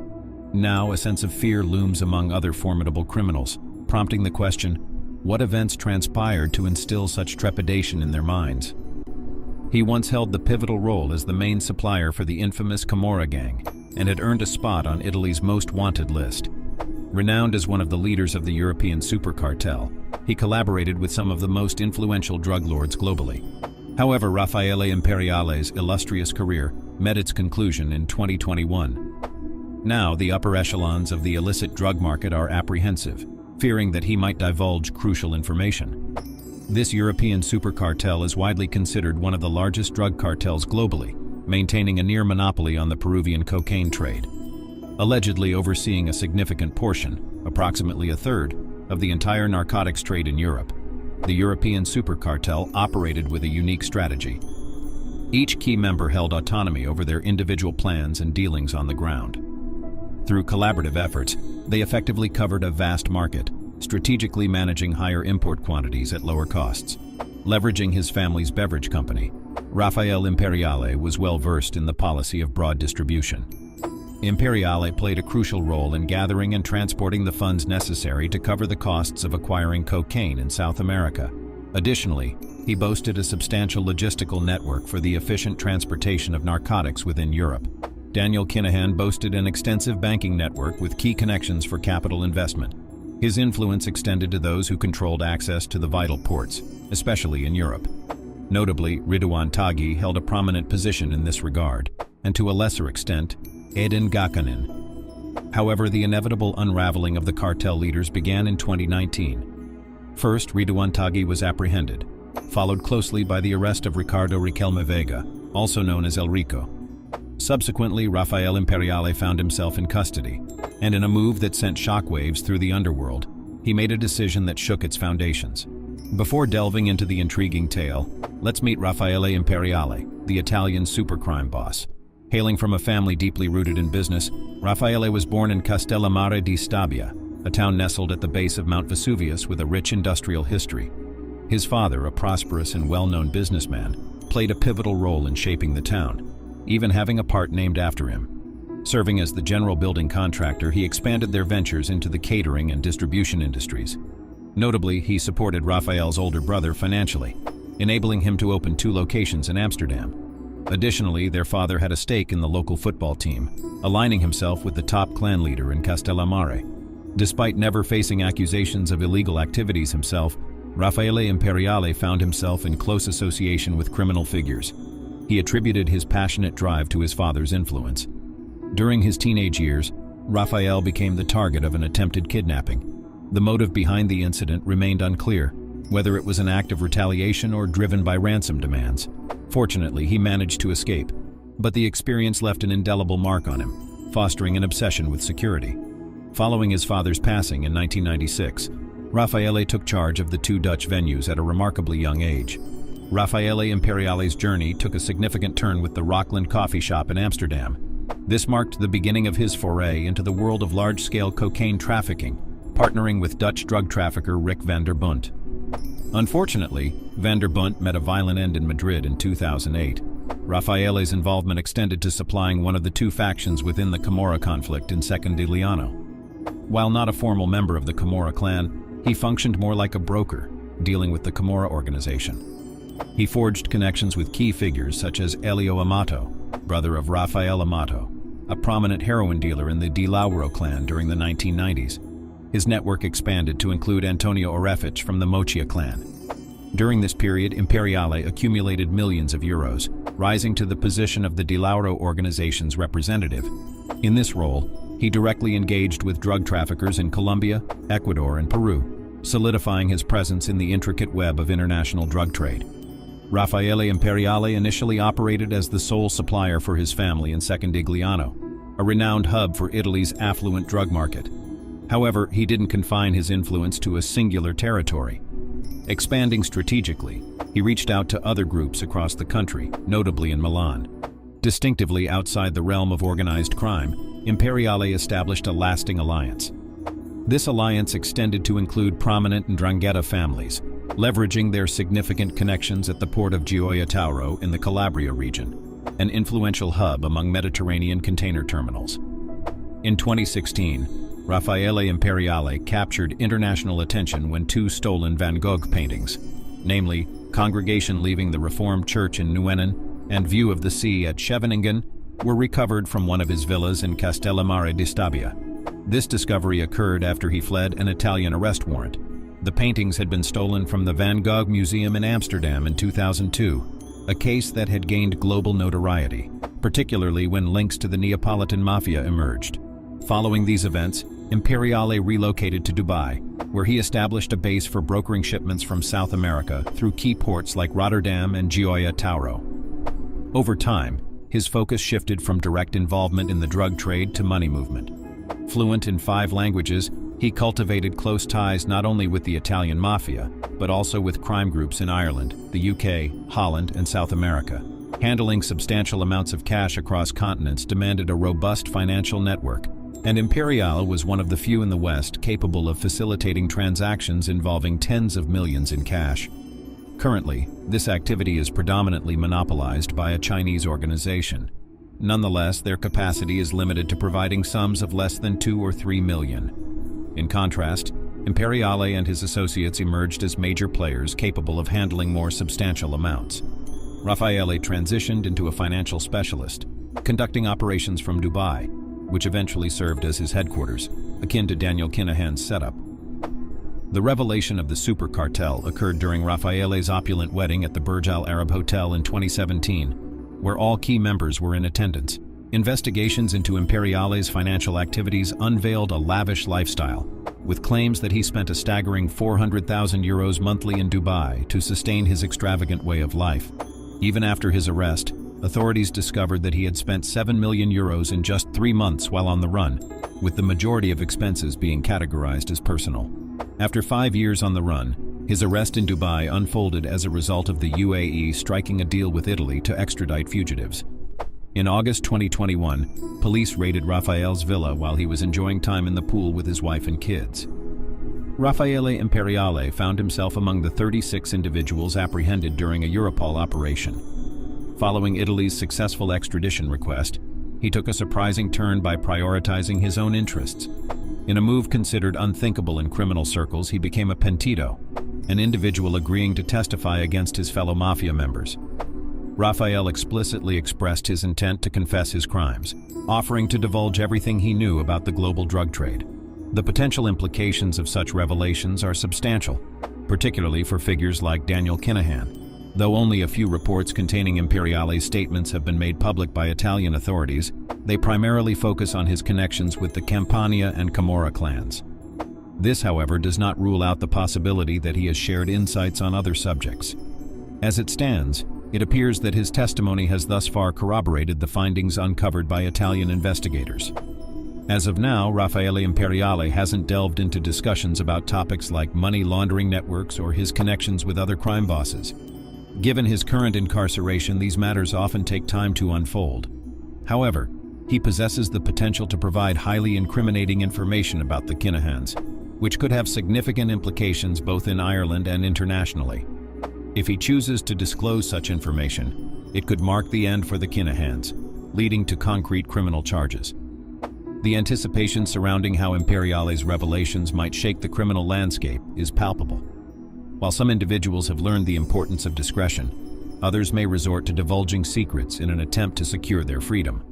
Yet the question remains, will such disclosures truly benefit them? The world they inhabit is no stranger to the consequences of betrayal, and only time will unravel the full extent of the impact of these unfolding events. As James Mago Gately parked his car at a Topaz petrol station on Clonshock Road, he remained unaware of the ominous black Lexus gliding to a stop beside him, its windows concealing its occupants. This car held a peculiar past, once part of the Pakistani embassy's fleet before changing hands for a bargain price of €3,700. Little did Gately know, this vehicle had been tailing him since the day before. In a sudden burst of violence, the Lexus's driver sprang into action, closing the gap between their cars with swift determination.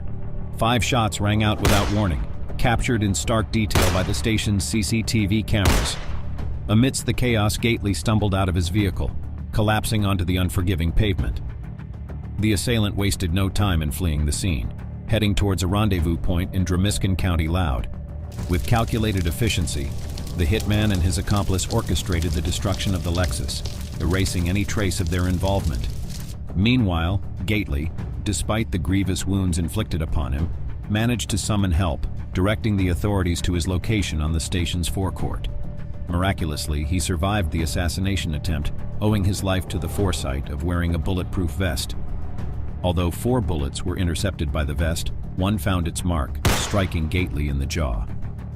The motive behind the attack became clear as rumors circulated of mob boss Daniel Kinahan's desire to eliminate Gately. The Kinahan Cartel orchestrated the shooting as part of their vendetta against Gately, linking him to the Regency Hotel murder, despite the lack of formal charges against him at the time of the attack in May 2017. Let's delve into it. Caolan Smyth, a 25-year-old with a relatively low profile in Gately's circles, first appeared on their radar due to minor offenses like attempting to siphon diesel for his petrol car. However, his involvement in the botched hit on Gately revealed him as a significant player, strategically deployed by the Kinahan Cartel in their ongoing conflict with the Hutch faction. Smyth found himself embroiled in 2 of Dublin's most perilous gang conflicts. As law enforcement intensified efforts against the Kinahan Cartel post the tumultuous Kinahan-Hutch feud of 2016, vacancies emerged within the cartel's Dublin operations due to arrests and members fleeing the country. Enterprising individuals like Smyth quickly rose through the ranks to fill these voids, becoming key assets in the cartel's operations. However, despite Smyth's reputation as a seasoned gunman and his involvement in numerous shootings, he wasn't the Kinahan Cartel's first choice when they targeted Hutch associate James Mago Gately for assassination in 2017. This attempt marked the second in just over a month that the cartel had tried to eliminate Gately. Initially, they enlisted the services of Estonian hitman Imre Arakas for the job. Arakas was flown from Spain to Dublin on April 3, 2017, but his plans were foiled when he was apprehended by law enforcement before he could carry out the assassination. Gately, who had once trained in boxing under Daniel Kinahan in Spain, had been residing in Northern Ireland due to the hefty €500,000 bounty on his head. Arakas was subsequently sentenced to 6 years in prison, with authorities suspecting direct communication between him and Kinahan concerning the assassination plot. After Arakas's arrest, Smyth assumed responsibility for hunting down Gately on behalf of the cartel. Now on their payroll, he established a base at Pierce House in Dublin city centre, taking extensive precautions such as installing bulletproof windows out of concern for reprisals from rival factions. Smyth's conspicuous presence in the area initially drew the attention of law enforcement, largely due to the ostentatious jeeps he frequently drove. Moreover, there were suspicions that he used his time there to recruit young individuals for involvement in gang conflicts, particularly in the Sheriff Street area. Smyth sought to assert his influence in the city center by openly aligning himself with the Kinahan Cartel. As the guards intensified their investigation into the attempted hit on Gately, Smyth's involvement in criminal activities expanded, including his role in a drug gang in Coolock, North Dublin. Additionally, he acted as muscle for one of the warring factions in Drogheda. Smyth maintained close associations with several notorious figures, such as North Dublin mobster Mr. Flashy, his cohort Mohammed Smew, currently serving time for his involvement in the Kinahan plot to assassinate Patsy Hutch, and gangland enforcer Scott Capper. In May 2019, one of the members from Coolock, 22-year-old Sean Little, fell victim to a fatal shooting off the M1 in North County Dublin. Little was enticed to a meeting on an isolated roadway in Balbriggan, only to meet his demise at the hands of unknown assailants. His lifeless body was discovered near a burning vehicle. Little's tragic death heightened tensions, plunging Coolock into a state of warfare and sparking a series of killings throughout 2019, claiming the lives of 5 men associated with the Coolock gang.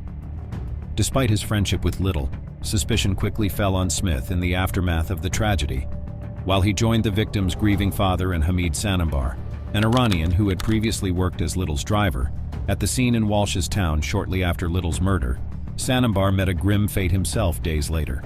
He was gunned down as he visited the family home to offer condolences, with authorities suspecting he was wrongly accused of orchestrating the young drug dealer's involvement in Little's death.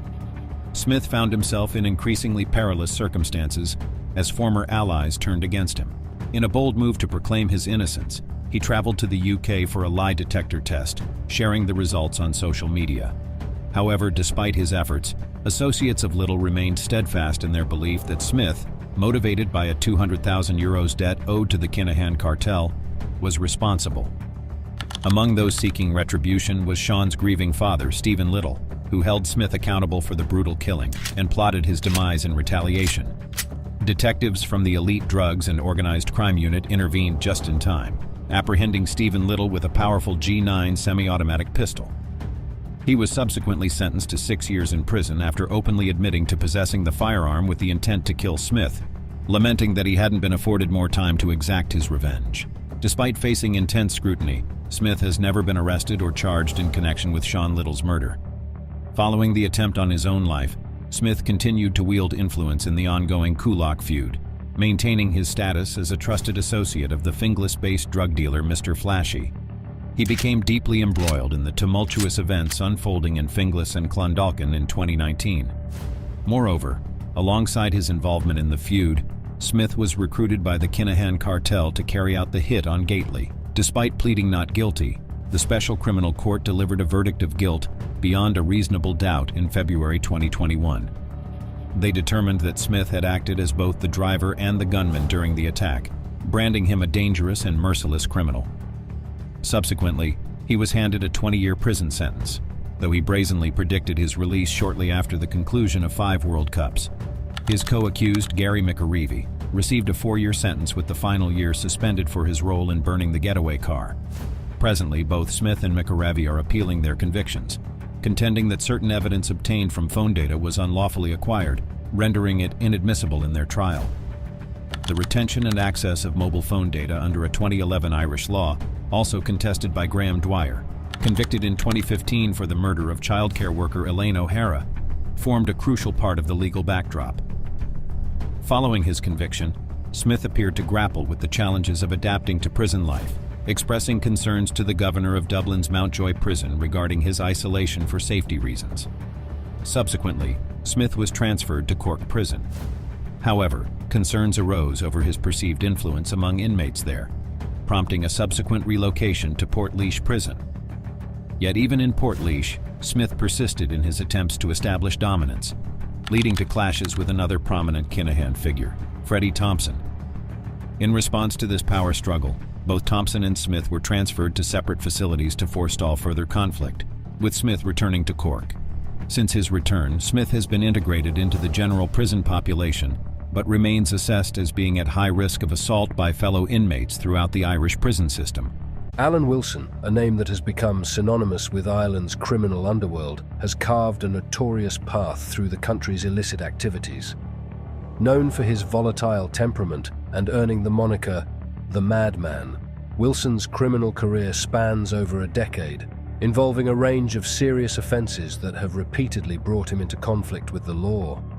Wilson's entry into the world of organised crime is shrouded in mystery, but he quickly gained a reputation for his willingness to engage in violent acts. His association with the Kinahan Cartel, one of Ireland's most prominent criminal organisations, placed him at the centre of several high-profile incidents. The nephew of Martin the General Cahill, another infamous Irish criminal, Wilson seemed destined for a life on the wrong side of the law. His familial connections in the criminal world likely provided him with early opportunities and connections that he would later leverage in his illicit activities. Wilson's name became particularly prominent during the Kinahan-Hutch feud, a violent conflict that erupted between 2 rival criminal organisations in Dublin. This feud, which began in 2015, has claimed numerous lives and brought unprecedented levels of gang violence to the streets of Ireland's capital. During this period, Wilson was allegedly involved in several high-profile incidents, demonstrating the brutal nature of the ongoing gang war. One particularly chilling allegation suggests that Wilson once threatened to shoot a baby during the height of the feud, an act that, if true, underscores the extreme brutality that characterized this conflict.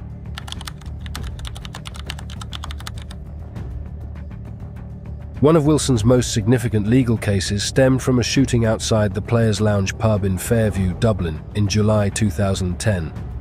The incident resulted in 3 innocent bystanders being shot and seriously injured, with 2 of the victims sustaining permanent injuries and 1 suffering severe brain damage. Although not initially charged, Wilson was later implicated in this crime. The breakthrough came during the investigation of a separate case in 2017, where Wilson was recorded boasting about his involvement in the Players' Lounge shooting. He was overheard telling an associate, "I had done that job," when referring to the 2010 gun attack. In 2019, Wilson was brought to court for his role in the Players' Lounge shooting. He pleaded guilty to conspiracy to murder and firearms offences, admitting to procuring weapons and vehicles used in the attack. Wilson claimed he was acting under orders from a dissident Republican group led by the late IRA member, Sean, the Smuggler, Hunt. The court sentenced him to 10 years imprisonment for his involvement in this conspiracy. The charges of attempted murder of the three men were dropped as part of the plea agreement. This case highlighted the often indiscriminate nature of gang violence, with innocent bystanders becoming unintended victims of criminal feuds. In 2017, Wilson became entangled in another serious criminal case that would ultimately lead to his downfall. He was charged with conspiring to murder Gary Hanley, an associate of the Hutch family. This plot was part of the ongoing Kinahan-Hutch feud, demonstrating Wilson's continued involvement in gang-related activities. Law enforcement had been monitoring Wilson and his co-conspirators, gathering substantial evidence of their plans. The authorities had secretly bugged Wilson's car, recording crucial conversations that would later be used as evidence against him. The plot was foiled when armed officers intercepted a Volkswagen Caddy van just 500 yards from Hanley's home on the night of the planned attack. Two of Wilson's associates, Joseph Kelly and Luke Wilson, Alan's cousin, were found with a loaded semi-automatic pistol, caught in the act of attempting to carry out the hit. Wilson was recorded giving detailed instructions about destroying vehicles and discussing methods for carrying out the murder. This evidence played a crucial role in his conviction. He received a 6-year prison sentence for his part in this conspiracy, backdated to November 2017, when he was taken into custody.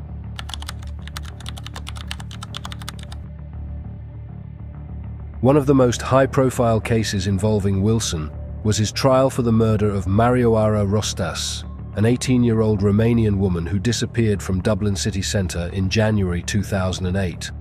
The young woman had been begging on the street when she was last seen getting into a car.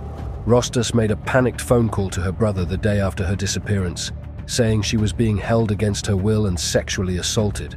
She was never heard from again. 4 years later, in 2012, her body was discovered in a shallow grave in Kipure Forest, County Wicklow. She had been shot 4 times in the head. The case against Wilson relied heavily on testimony from a protected witness, his former associate Fergus O'Hanlon. O'Hanlon provided a harrowing account of Rostas' final days. However, after a 5-week trial in 2014, Wilson was found not guilty. The judge had instructed the jury to be cautious about convicting based on uncorroborated evidence from a witness who had received benefits from the Witness Protection Program. This case highlighted the challenges faced by prosecutors in securing convictions in complex criminal cases, particularly those involving organised crime where witnesses may be reluctant to come forward or may have questionable motives.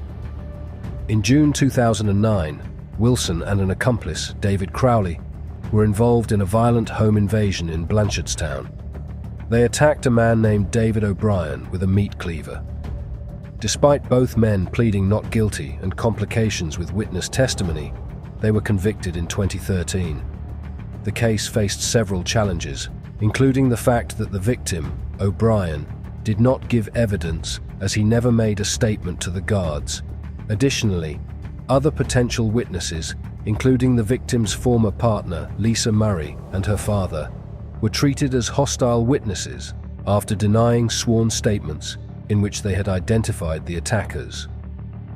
Despite these obstacles, Wilson received a 7-year sentence for this crime, while Crowley was sentenced to 8 years. However, Wilson later won an appeal against this conviction on technical grounds related to the specific offence he was charged with versus what he was questioned about. The Supreme Court allowed for a retrial, but the Director of Public Prosecutions decided not to pursue it, as Wilson had already served most of his sentence with remission. Wilson has been linked to other unsolved crimes throughout his career.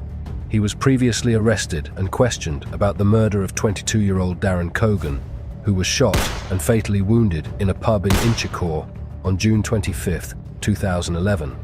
Guards believed the murder was a case of mistaken identity. Although Wilson was questioned, he was never charged, and the case remains unsolved.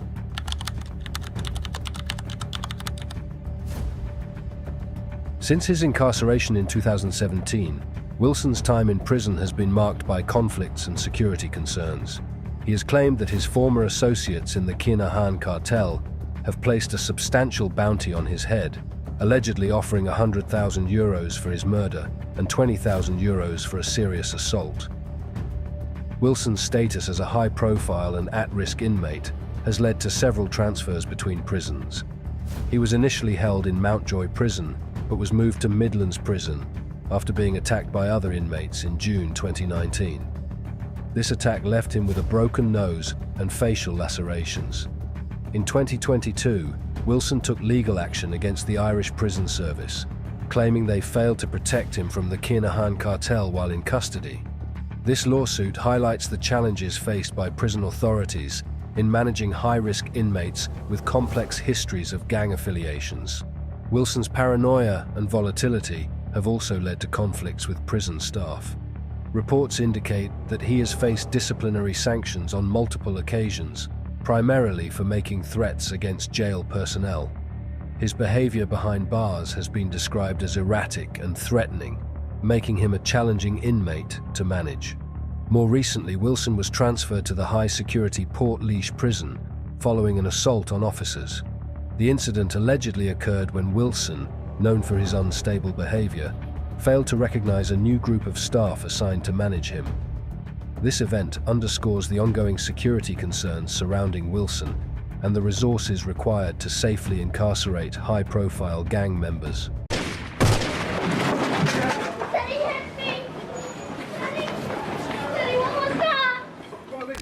Their business is the business of death, and it's a lucrative business of death. In February 2016, a gang of 5 burst into the Regency Hotel in North Dublin during a boxing weigh-in. 3 were disguised as members of the Emergency Response Unit. 1 was wearing a flat cap and another was dressed as a woman. They entered the venue and opened fire. Their intended target was international crime cartel boss Daniel Kinahan. It's alleged the man dressed as a woman searching the venue for Daniel Kinahan is Patrick Hutch, a nephew of Jerry the Monk Hutch. Daniel Kinahan managed to escape out the back of the venue, but key Kinahan gang member David Byrne was not so lucky. The 34-year-old was fleeing the weigh-in with everyone else when one of the armed men recognised him and shot him in the hotel lobby. He crawled to the reception desk and a second gunman fired more bullets into him, finishing the job. The father of 2 was shot up to 6 times. The gang fled the scene within minutes. Their mission to kill Daniel Kinahan had failed. Christy Kinahan's eldest son hid behind a car before making good his escape. Ireland's bloodiest gang feud had begun. On a cold and rainy night in December 2016, Glen Clarke was seated in a stolen car parked within the Riverdale housing estate in Dublin. It had been 3.5 months since his last victim on the island of Majorca. Quietly, he put on a pair of gloves and retrieved a black revolver from the car's glove box, getting ready for another job for the Kinahan Cartel. As he cleaned the gun, a sudden loud noise broke the silence of the night. The gun slipped from his hands as he slumped over the steering wheel. At just 26 years old, the contract killer had accidentally shot himself in the head and died instantly. Tragically, this wasn't the first time Glen had unintentionally taken a life. In the world of contract killings, precision is crucial. Glen Clarke, despite his rough appearance and tendency to act impulsively, was not the typical professional hitman. His career took a disastrous turn on a Saturday in August 2013 when he mistakenly targeted the wrong person in the Clondalkin neighborhood. Clarke was supposed to take out James Nellie Walsh, a notorious criminal. However, due to his incompetence, he confused the names and faces, leading to a fatal mistake. Instead of Walsh, he ended up shooting Dean Johnson, a young man who was in the wrong place at the wrong time. The sound of gunshots echoed through the quiet alley as Johnson fell to the ground, just yards away from his home. Clarke's first mission had ended in tragedy, showcasing his lack of professionalism in the ruthless world of contract killings. He was quickly taken to Tala Hospital, but was tragically declared dead later on. Johnson was familiar to law enforcement, but was not believed to be connected to serious criminal activities or organized crime. The news of his deadly encounter spread rapidly within close-knit criminal circles. Rumors circulated that Glen Clarke was infamous as the worst hitman in Irish organized crime history, and his reputation only seemed to worsen with each mistake. However, it would later become apparent that the Kinahan organization was not overly concerned with Clarke's dubious notoriety. Glen was working for a subcell of the Kinahan Cartel, led by Peter Keating, who was a close friend of Clarke. Keating was involved in a feud with gangster James Nellie Walsh. Keating eventually received an 11-year jail sentence for his part in a failed murder plot involving James Mago Gately. While Clarke is suspected to have been one of the gunmen in Johnson's killing, there were also others connected to the Kinahan cartel involved in the planning. A total of 10 people have been arrested in connection to the case, but none have been prosecuted in court. Clarke remained free of any charges, and in 2016, he was preparing to strike once more. His target this time was Keith Murda, a high-ranking member of the Hutch gang. On a bright spring afternoon in the Sheriff Street area, Murda was enjoying a pint at Noctur's pub, oblivious to the imminent danger. Meanwhile, Clarke was approaching the pub on his bicycle, knowing that Murda was an easy target. As he neared the crowded pub, Clarke hit the brakes too hard, causing him to lose control and fall to the ground. Frustrated and embarrassed, he quickly got back up, pulled out a gun from his pocket and aimed it towards Murda. But the commotion from the gathered crowd alerted Murda, who immediately fled in sheer panic. A wild chase ensued, with Clarke firing shots recklessly as Murda ran for his life. Another man approached 24-year-old Martin O'Rourke on Sheriff Street. O'Rourke, a troubled man struggling with a heroin addiction and on the brink of becoming a father for the 4th time, was unfortunately caught in the crossfire. A stray bullet struck him down, ending his life in an instant. The community was in shock and chaos ensued in the aftermath of the shooting. Glen's lack of skill had led to the death of an innocent man, creating pandemonium on the streets of Dublin. It was fortunate that more bystanders were not harmed, as it was later discovered that Clarke had fired 13 rounds of ammunition. Martin O'Rourke had no ties to the ongoing Kinahan-Hutch feud. Many hoped that his tragic death would be the last, but unfortunately, that was not the case. Shortly after 4 months passed, Glen Clarke was sent to Majorca on a task that was supposed to be simple: eliminate Jonathan Hutch as revenge for the Regency Hotel shooting. Hutch was on a family vacation at their usual spot in Majorca when he was identified by a Kinahan associate. Without hesitation, the cartel swiftly flew Clarke out to the island on the evening of August 17th. While at the holiday complex, the Hutches encountered another Irish family, including council worker Trevor O'Neill, his wife, and 3 children. O'Neill and Jonathan had unknowingly crossed paths earlier that day, striking up a conversation by the pool. Later that evening, the 2 families coincidentally met on a busy road near the hotel and headed back together. Meanwhile, Clarke had located Hutch and was tailing him closely. As he approached them, he drew his gun and attempted to shoot Hutch, but Hutch managed to flee. In a fit of anger, Clarke turned to the nearest person and fired 4 shots recklessly. Unfortunately, Trevor O'Neill was struck in the lower back and tragically passed away in front of his wife and children.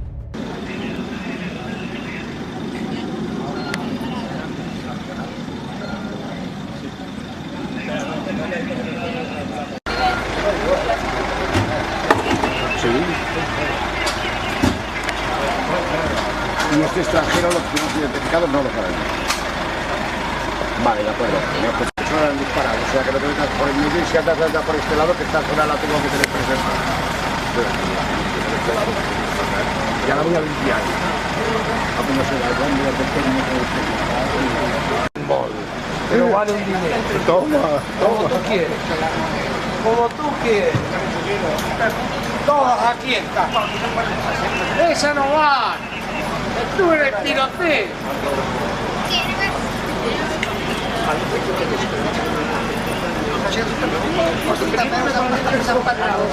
¿Quién es este? No lo sé, pero no me dejéis pasar.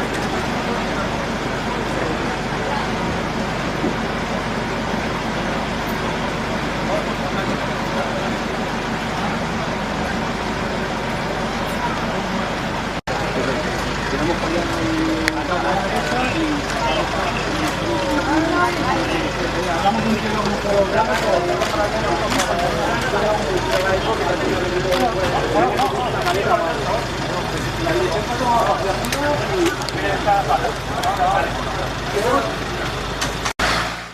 O'Neill was mistakenly targeted in the criminal underworld during his fourth and final assignment, when Glen Clarke attempted to assassinate Noel Kerwin, who was not actually involved in organized crime. Kerwin, who happened to be near Jerry Hutch at a funeral earlier that year, was incorrectly perceived by Clarke as a threat due to his proximity to Hutch. This misunderstanding led to Kerwin becoming a target in the ongoing feud between the Kinahan and Hutch gangs. Just 3 months after a fatal shooting in Mallorca, Clarke found himself in a stolen car preparing to carry out the hit on Kerwin. However, fate intervened in a cruel twist of events when Clarke accidentally shot himself in the eye while cleaning his gun. The bizarre incident resulted in Clarke's own demise, showcasing the unpredictable and tragic nature of life in the criminal underworld. The scene in the stolen car was truly shocking. Blood was everywhere, and Glen's lifeless body was slumped over the steering wheel. He had not only taken the lives of 3 innocent men, but had also accidentally ended his own life in a way that could almost be seen as tragically comical. The fact that Glen Clarke was allowed to carry out the murders of 3 innocent people reflects the lack of regard the Kinahans have for human life. 3 hits, 3 innocent lives lost, and Glen had solidified his reputation as the worst hitman in Irish history. Despite his numerous failures, Glen remained employed by the criminal organization, possibly out of sheer amusement or morbid curiosity at his repeated blunders. As time went on, Glen's ineptitude became the stuff of legend. He was known as the bumbling hitman who couldn't hit the broadside of a barn. His name became infamous in criminal circles, with people retelling his story with a mix of horror and fascination. Glen Clarke had unintentionally etched his name into the annals of crime history in a way no one could have foreseen. His tale would be passed down through generations, serving as a grim reminder that in the world of crime, incompetence can sometimes be the most dangerous weapon of all. Thank you for watching today's video. We would love to hear your thoughts on the topic, so please share your comments below. Don't forget to give the video a thumbs up and subscribe to our channel for more videos in the future.